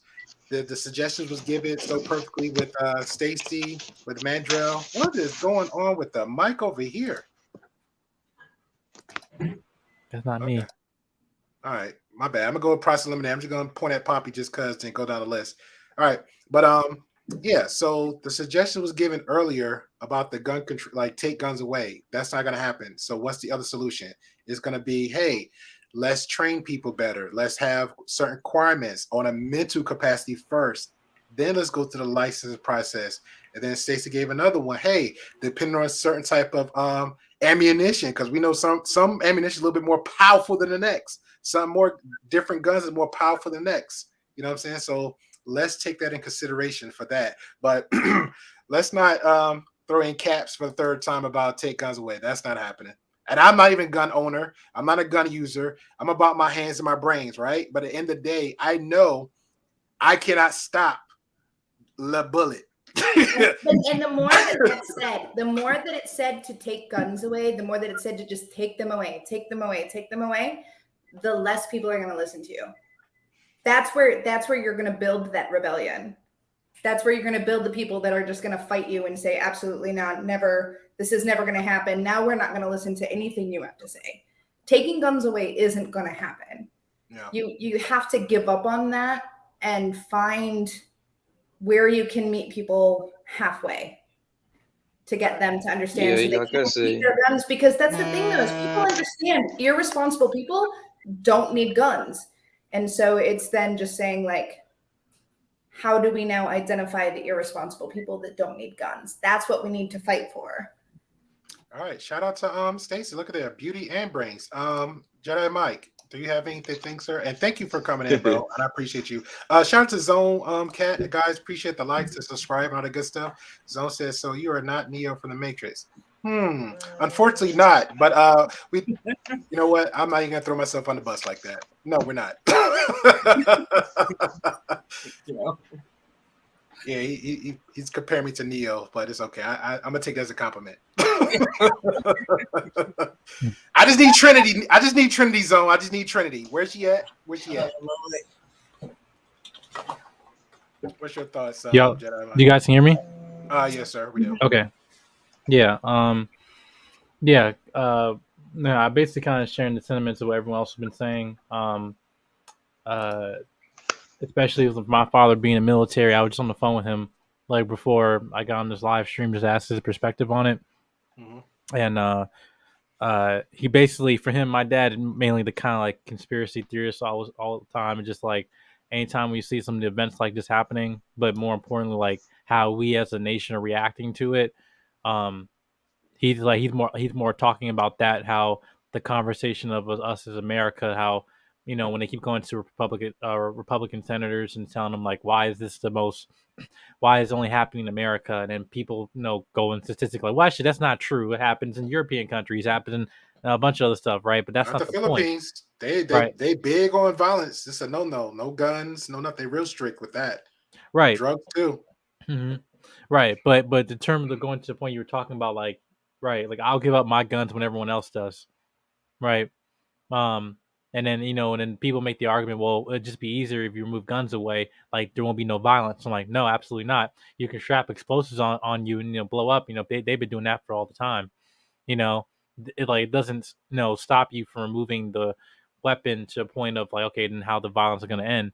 And you're right, talking about the mental health attribute to this, because I try to understand people's perspectives about this. Like I was reading the young man, whatever that did it, and I was like listening to his grandmother, no, not his grandmother, his mother talking about this, like, oh yeah, he was very reserved, very this. I'm just like, you honestly had no clue at all what was going on in your own home. That just, to me, it just like, I don't know how disconnected you could be as a parent, but this is just in my perspective, it's just like this going to the point of as parents, and I know I don't have children, but as someone who has like gone through mental health, that there's um a a um a barrier between parents and children when it comes to mental health, to a point that everything can, all of it can just change just with one bad day, right?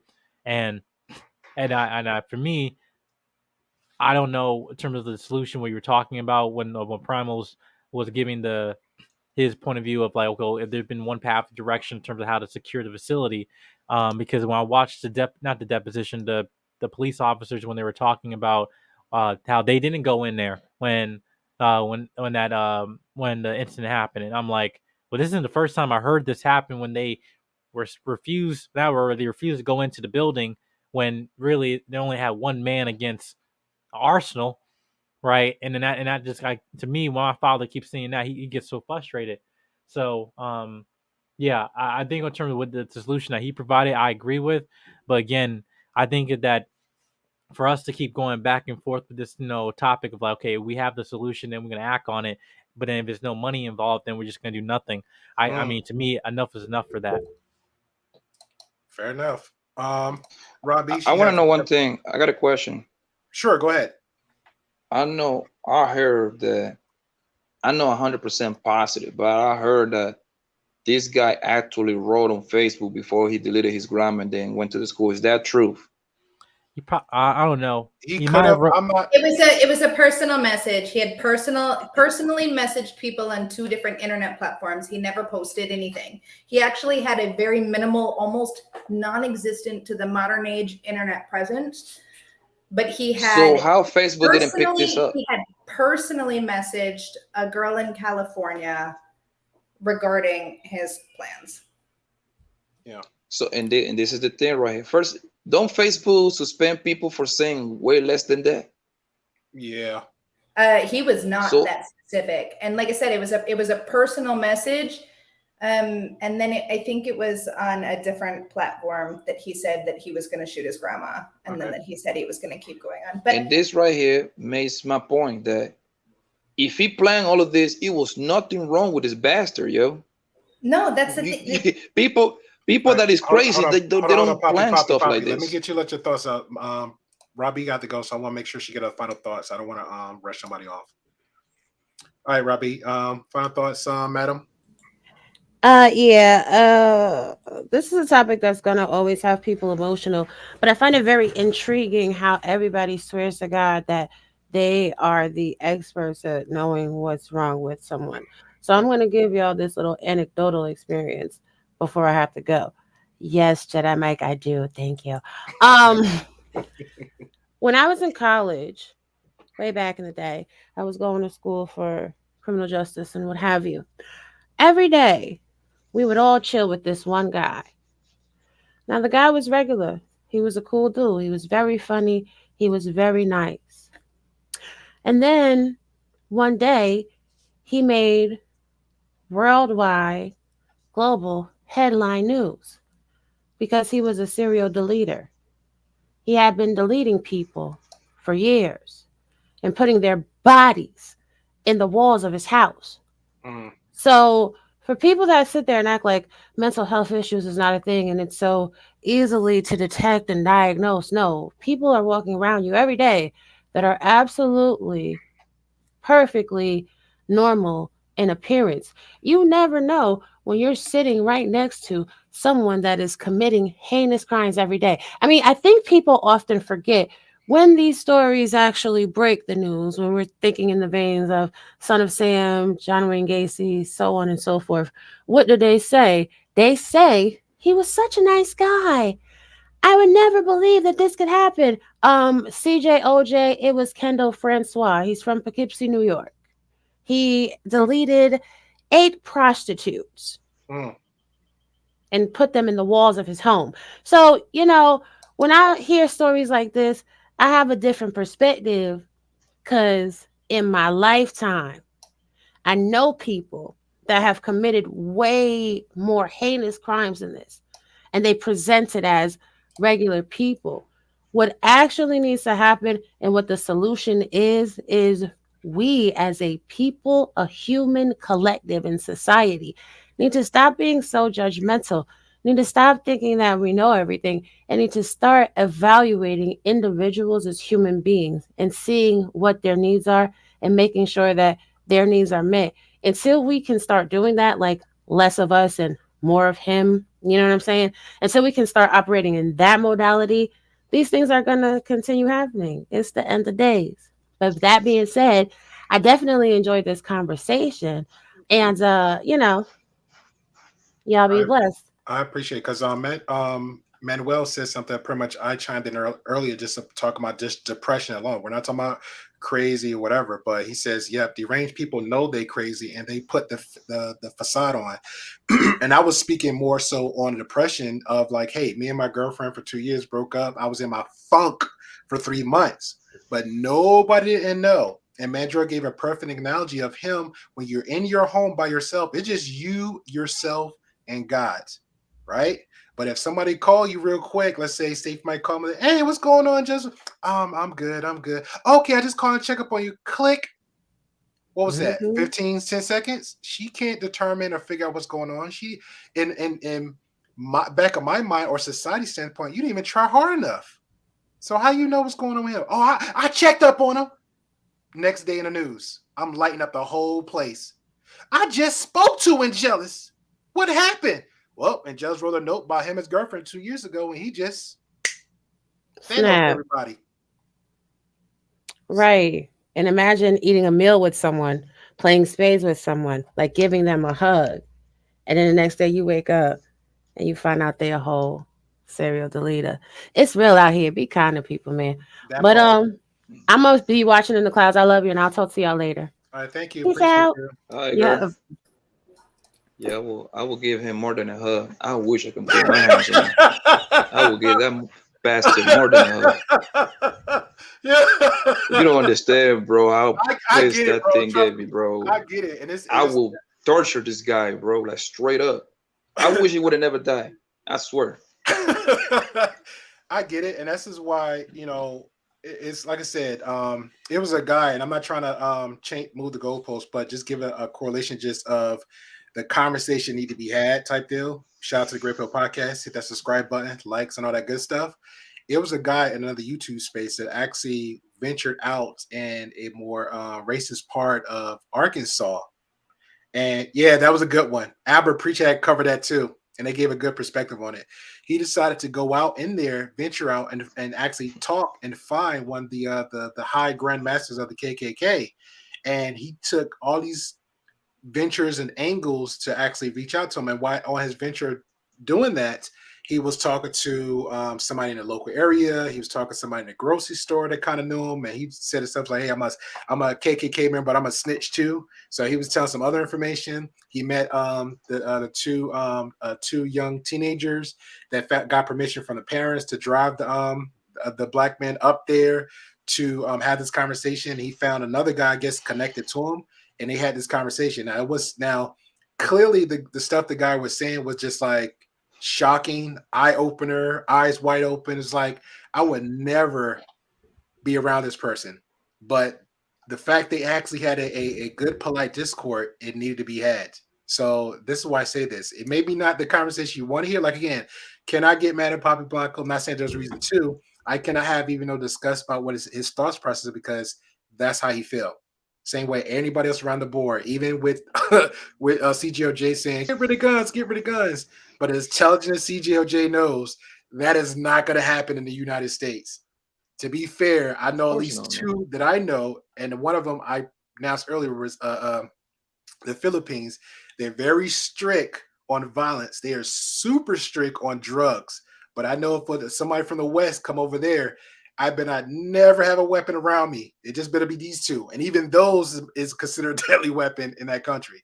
So you have to be mindful how you carry yourself, and definitely even be more mindful how you approach people too. Hey, good morning. That goes a long way. Hey, you know what? I love you, brother, sister. God bless you. That goes a long way too, because that person might go through a whole month thinking that he does not approve of this world or the space that we're around, and decide he want to delete everybody.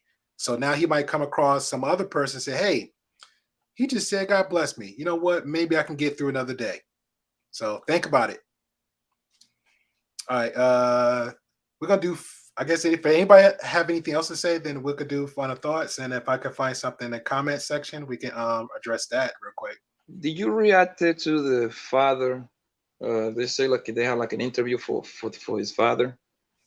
It was the article there. They didn't show an actual clip. I left everything in the link below for that. It was the interview with the father. He was apologizing, saying that he wished it was him. That's pretty much in the beginning where it was addressed that when I came out the whole spoiled, because people said he was spoiled. So that was one interview. Then there was another interview with the mom. She was apologizing again for the son. She gave her own speech about that. That's also a link below too. And then there was also an article about the grandmother, because that's pretty much, that was the first target, right? So there's an article there that started in 5/26, a few days ago. So if anybody want to check on that link, you can hit that below and keep up with the updates with the grandmother. So hold on, the father and the mother was around, right? The father, the mother was around, but he was living with the grandma. Is that what it is? Yeah, he was living with the grandparents. So that's a disconnect right there, but he is, man, boy, somebody would have paid for this. That was one of mine. That's what I'm saying. But he sounded a polar opposite of you, Pop, because I know a lot of times, even on these channels of yours, you always talk about family, your grandmother, the culture, everything. So it sounds like when you're you got a close-knit family, somebody you can always turn to. He had only just moved in. Mine is gone. One of them got to be gone too. You said, hold on, Pop. You said what, Stacey? He had only just moved in with his grandma, like within this school year of his. He was not getting along with mom, and he was having issues, and moved in with his grandma. It was very, very recent as far as 17, 18-year-old teenage turmoil that he left his mom's and moved in with grandma. Okay, I appreciate that. So, okay, that's interesting. But he's 18. Hadn't he graduated high school already? No, he didn't graduate at all.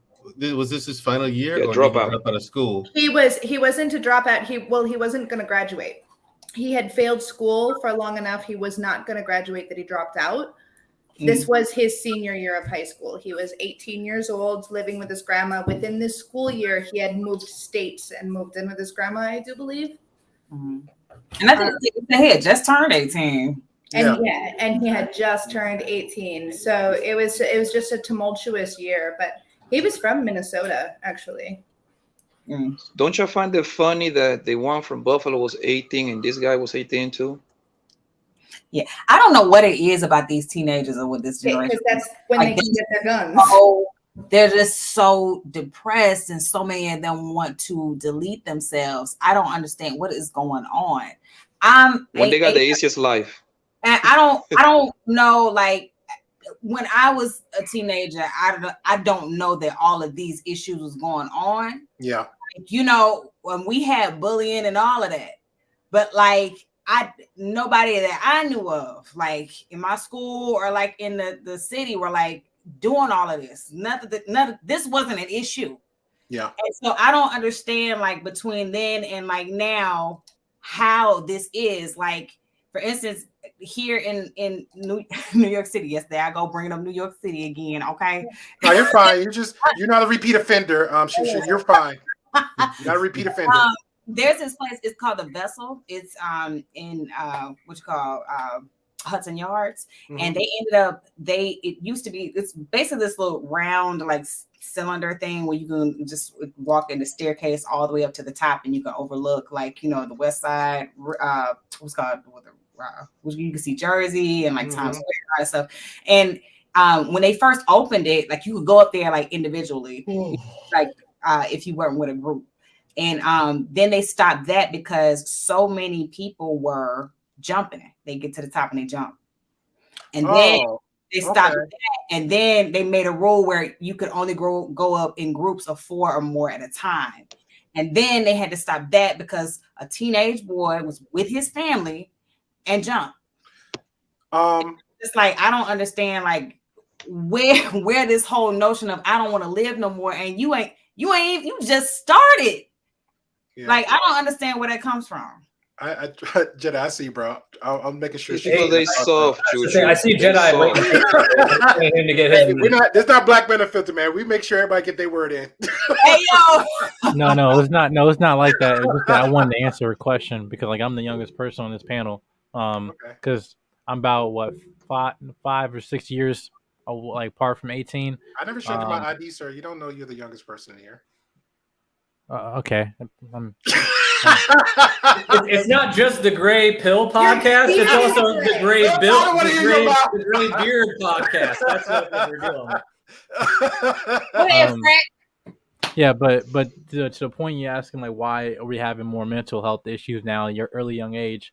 I don't want you to keep saying the easy answer was to social media, but this is a conversation that that I have with Gray Pill and Mandrill all the time, that our society, we're pushing this scarcity mindset that we're continually lacking something, right? And we're creating these unrealistic expectations on us, and they target the younger demographic because that's where they get money from, right? Well, hey, you're not beautiful how you are, so I'm gonna market these products on you, and that's why all these makeup products at a very young age, when you really should be wearing makeup to begin with at that age. But yet, because I see other people do it, therefore I'm lacking, I'm insecure, XYZ.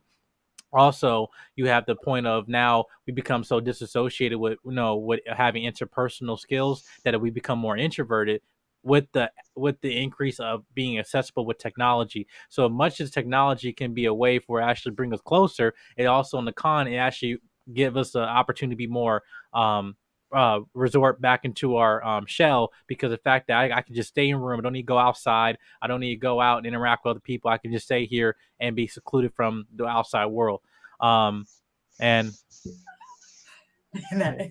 oh, okay. How about to say she called me a baby? I was like, but yeah, so to the point that there's like $1 billion corporations that are just continually perpetuating like ideas and into the younger generation head that at your age, like when you were growing up, they didn't have that. So like when I bring mental health issues to my parents who are in their 60s, who also grew up in the South in Meridian, Mississippi, right? You know, they know like this is foreign to them because it's a different time now, right? There's things that we've been targeted in a different way that when you guys are targeted, it was different. Because now when we get targeted as children today, it reaps profits, it reaps benefits for them. So to a point of like now when we're having these different things in our culture that, again, we're lacking interpersonal skills, we're lacking all these things that you guys have to the point now, but we're in the most informational age in history, recorded history. So to me, that's why I feel that's why we're increasing in those things, because as children, we're becoming more vulnerable as we're becoming more growing better as a society with technology and social media, because hence it's not allowing us to grow closer, it actually lets us be farther apart. So, and also creating unrealistic expectations. Right. Yeah. I definitely appreciate that, and I definitely appreciate that perspective on your age generation, because even like me, Madrill says it, Shushu, and someone in the chat. Looking back, moving forward, even Poppy said at the time, like we don't recognize. I'm not gonna say we don't see. I think we see, but we don't recognize it, that those type of things happen. But I only can speak for myself because I have seen it. You know what I'm saying? I had the 2-parent household, didn't have the parent household. That could be a reason too. Or like Stacey mentioned earlier, and again, shout out for Stacey for that extra information.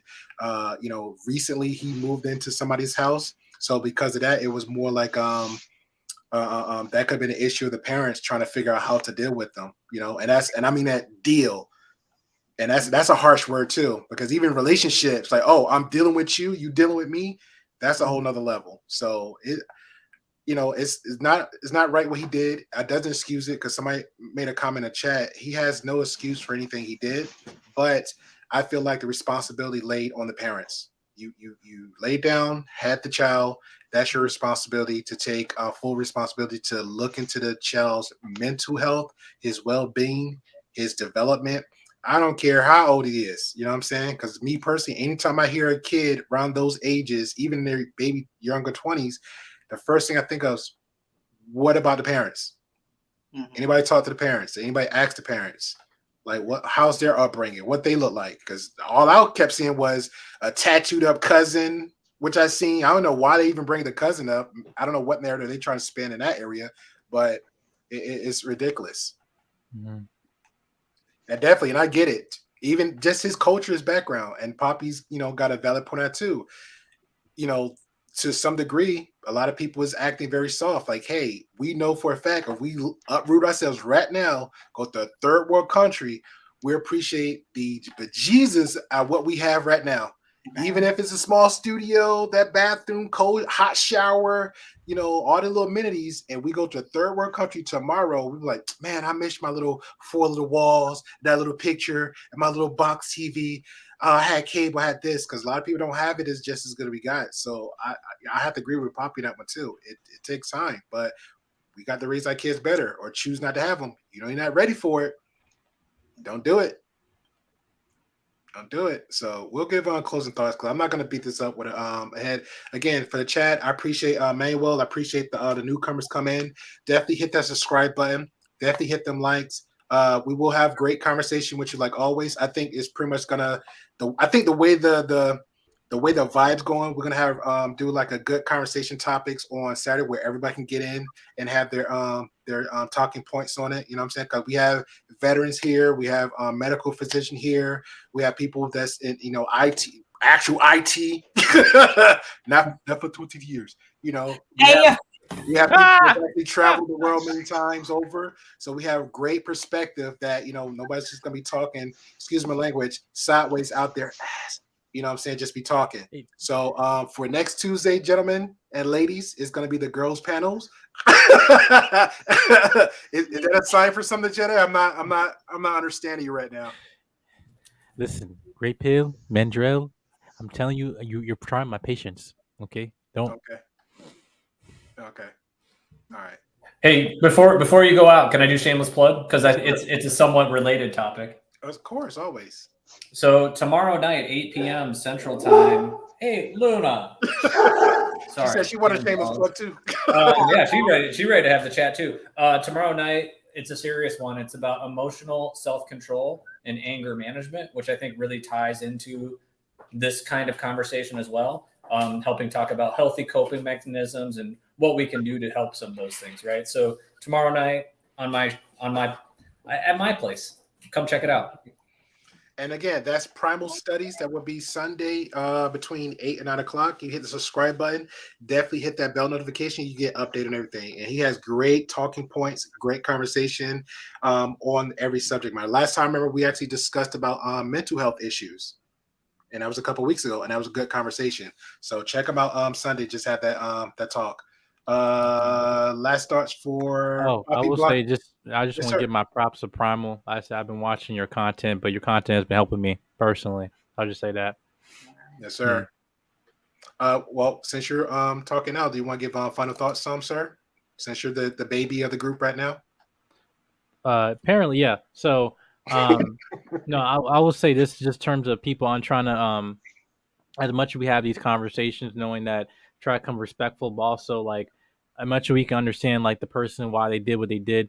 No, we're also not just talking about intention. We're talking about prevention, right? And I think that the most hardest thing to do us as people is just the willingness to seek understanding and perspective. Because I can understand that you can still be a victim of mental health, but still be a murderer, or so you can still be but does not excuse your actions nor the consequences of those actions. So I think people, if they come mature with these conversations, and more importantly, be direct in terms of what solution they want to provide, and stop pulling the punches, like stop sugarcoating things of saying, well, society is going to feel like we we need to remove all of this and all the really the politically correct answers instead of giving the right answer, right? So I just hopefully that we have more conversations on this, whether on this platform or others, that hopefully we just move forward instead of moving right or left in terms of our political correctness and moving forward in direction. Yes, sir.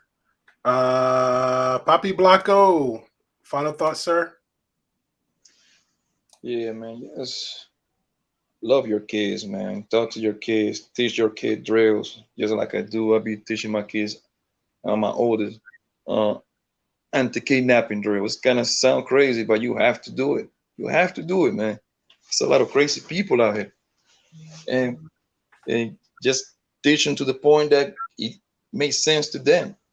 Put that in their brain. So when if hopefully it doesn't go to the situation, but if the situation occur, they ready. It's gonna click in their brain automatically. And because we know guns ain't going nowhere, I definitely ain't giving up my guns. That's not gonna happen. It's just be prepared, man. Just be prepared and teach these kids. And I don't want when people say stuff like mental health. This guy know what he was doing. There is no way you can tell me different than that. And because nobody can come to those parents and tell them, well, guess what? This guy had a mental health problem. So I guess, how do you think those parents feel? I put myself in the shoes of those parents because I am one. Because that would have happened to me. I would have been on my way to his house and not show you what mental health problem really looks like when you lose a kid. That's what I would have done. All right, fair enough. I'm done. Mandrell. Yeah, a lot of this, things like this start real early. You know what I mean? And that's why they largely go overlooked. By the time you notice there's a problem, a lot of times there's so much damage done that either A, it's going to take way more time than you think to fix it, or B, it's too late. This starts when these kids are babies and they comprehend what their parents are telling them. Now, you like it was said, like you laid down, Angela said, you laid down and had these kids. All right. Now it's your responsibility to teach them right from wrong, teach them how to handle certain situations. You know what I mean? Teach them to get used to hearing the word no, and let them know, teach them morals and values, And if you don't know what these things are, you're an adult and you're a parent. Get out there and figure out what this stuff is, so you can teach them. And then that's one thing. Also, we have to understand that there are just some people out there who just think differently. This guy, he clearly knew what he was doing. This wasn't a mental health issue. He knew exactly what he was doing. He had his full faculties. He did this because he wanted to. Thank you. So, and there are people. So, and people in America have to understand that there are people in the world who are like that. My experience in the military, I've run across quite a few, and these people are dangerous. I mean, and there are people who just do things like this just because. Right. And yet we have to accept that this is just a part of the human condition. And to the police officers who were there, they're all failures and cowards. Every single one of them. 19 of you out there, and you just listen to this happened to those babies in that school, and you didn't run in there and get it. And then yet off-duty officers run into that school, get their kids out, and leave. Come on. And then the 19 officers who are on duty just sat outside and watched and listened.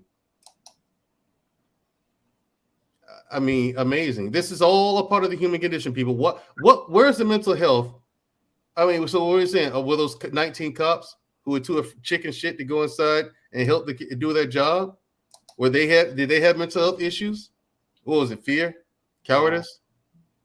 What do we call that? I mean, so let's not be so quick to call everything a mental health issue, even though, yes, in our country, we are chock full of it. Chock full of people with mental health issues. So I say we address the mental health issues. And because of people like this, he got what he got. Some people don't need to be here. There's some people in the world where the world would be a lot better off if they weren't here. He was one of them, and he got what he got. RIP to everybody who lost their life in that situation, though. Real talk. You didn't deserve it. Fair enough. I appreciate you, Mandrell. Shoo. What up? Okay. So my final thoughts are, love and fortify your children and teach them, give them the tools to, and it's sad, but to I guess, defend themselves, or if you can give them some kind of tips or something like that to get them to stay out of social media so much, especially when they're in the public. Because a lot of times, if you're in the present moment and you're aware, your instincts will kick in and tell you like, okay, wait a minute, something don't seem right about this right here. I need to move. I need to go.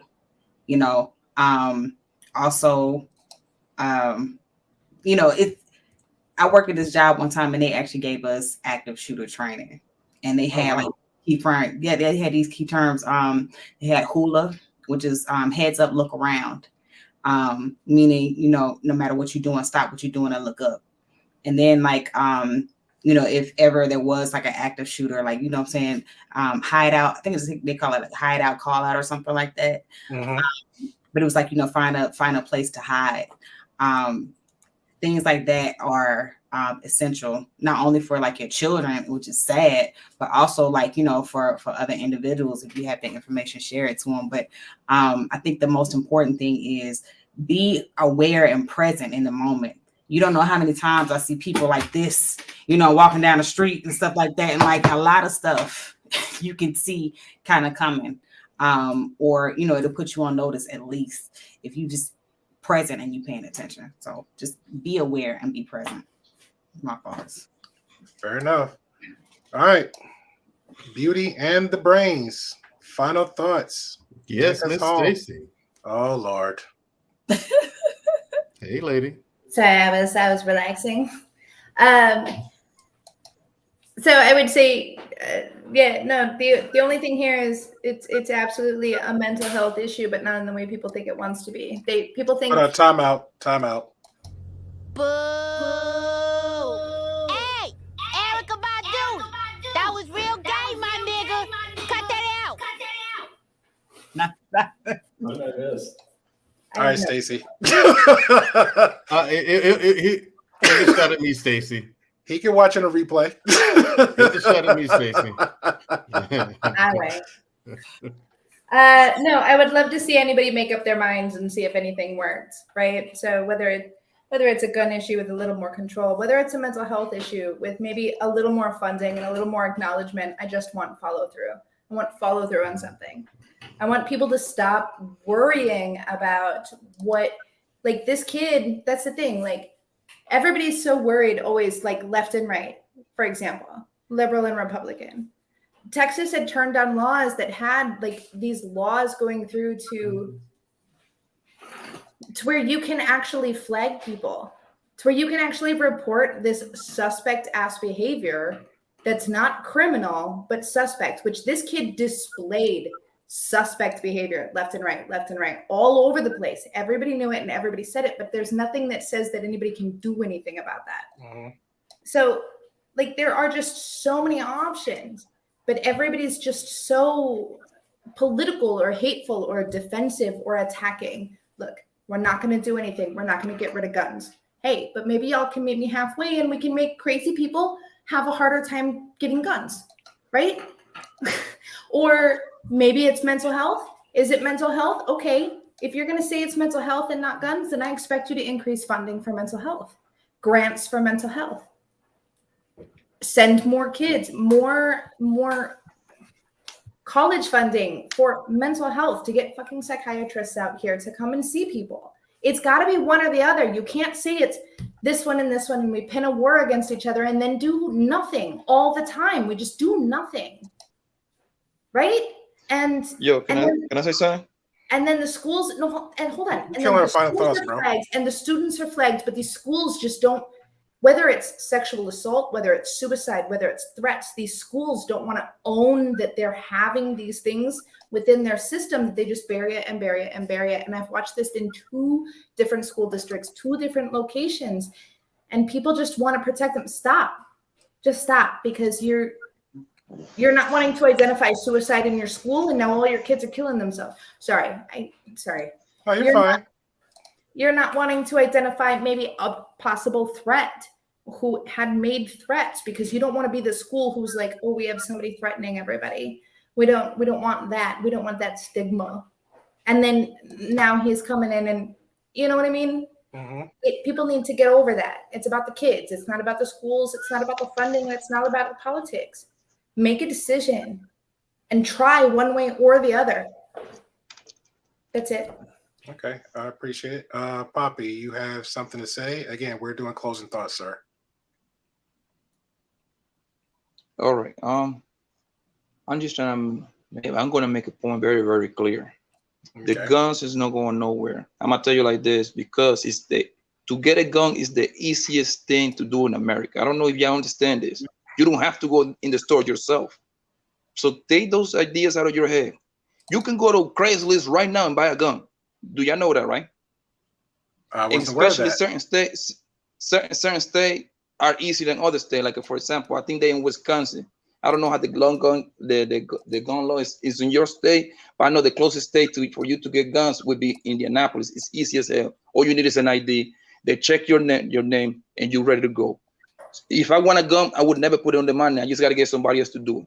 Most likely a girl. So the gun thing is not going. It's so many guns out here that doesn't have an owner. It's not even funny. It's easy. So take those ideas out of your head. All right, appreciate that. All right. So with that being said, I appreciate everybody for coming through. I appreciate everybody giving their fun thoughts. I definitely appreciate everybody taking a time out just to have this conversation, because like always, the conversation need to be had. Everything is not black and white. I always got the little gray in the middle. I left links below for each article and the interview with the mother, the interview with the father, also the conversation, the update 2 days ago, the 26th, about the status of the grandmother. So let's keep our hearts and prayers to her. Let's keep our prayers into the families that lost. Also, again, what hit me home more so with everybody else was one of the ones that wasn't shot at, but because he lost a loved one, he actually passed away due to a heart attack. So it's tragic. So let's watch this back on the replay, catch as much information you can, try to find much preventive measures, because it's not just always one, and clearly multiple, like we listed, isn't 100% guarantee, but the better the risk to exit your child or making your child more self-aware, even in yourself. People just play around their cell phones. Maybe it's media, maybe it's not media, maybe it's bullying, maybe it's not bullying. Try to reduce the risk of this. And I'll leave this. So look to the Great Pill Podcast. Yeah. I'll never slow up. No, I don't take shit. I got no love for the fakeness. If you wanna play tough and wanna hate this, I'll always show up. I don't ever slow up. No, I don't take shit. I got no love for the fakeness. If you wanna play tough and wanna hate this, I'll always show up and make a statement. I don't ever slow up. No, I don't take shit. I got no love for the fakeness. If you wanna play tough and wanna hate this. All right, let me hit that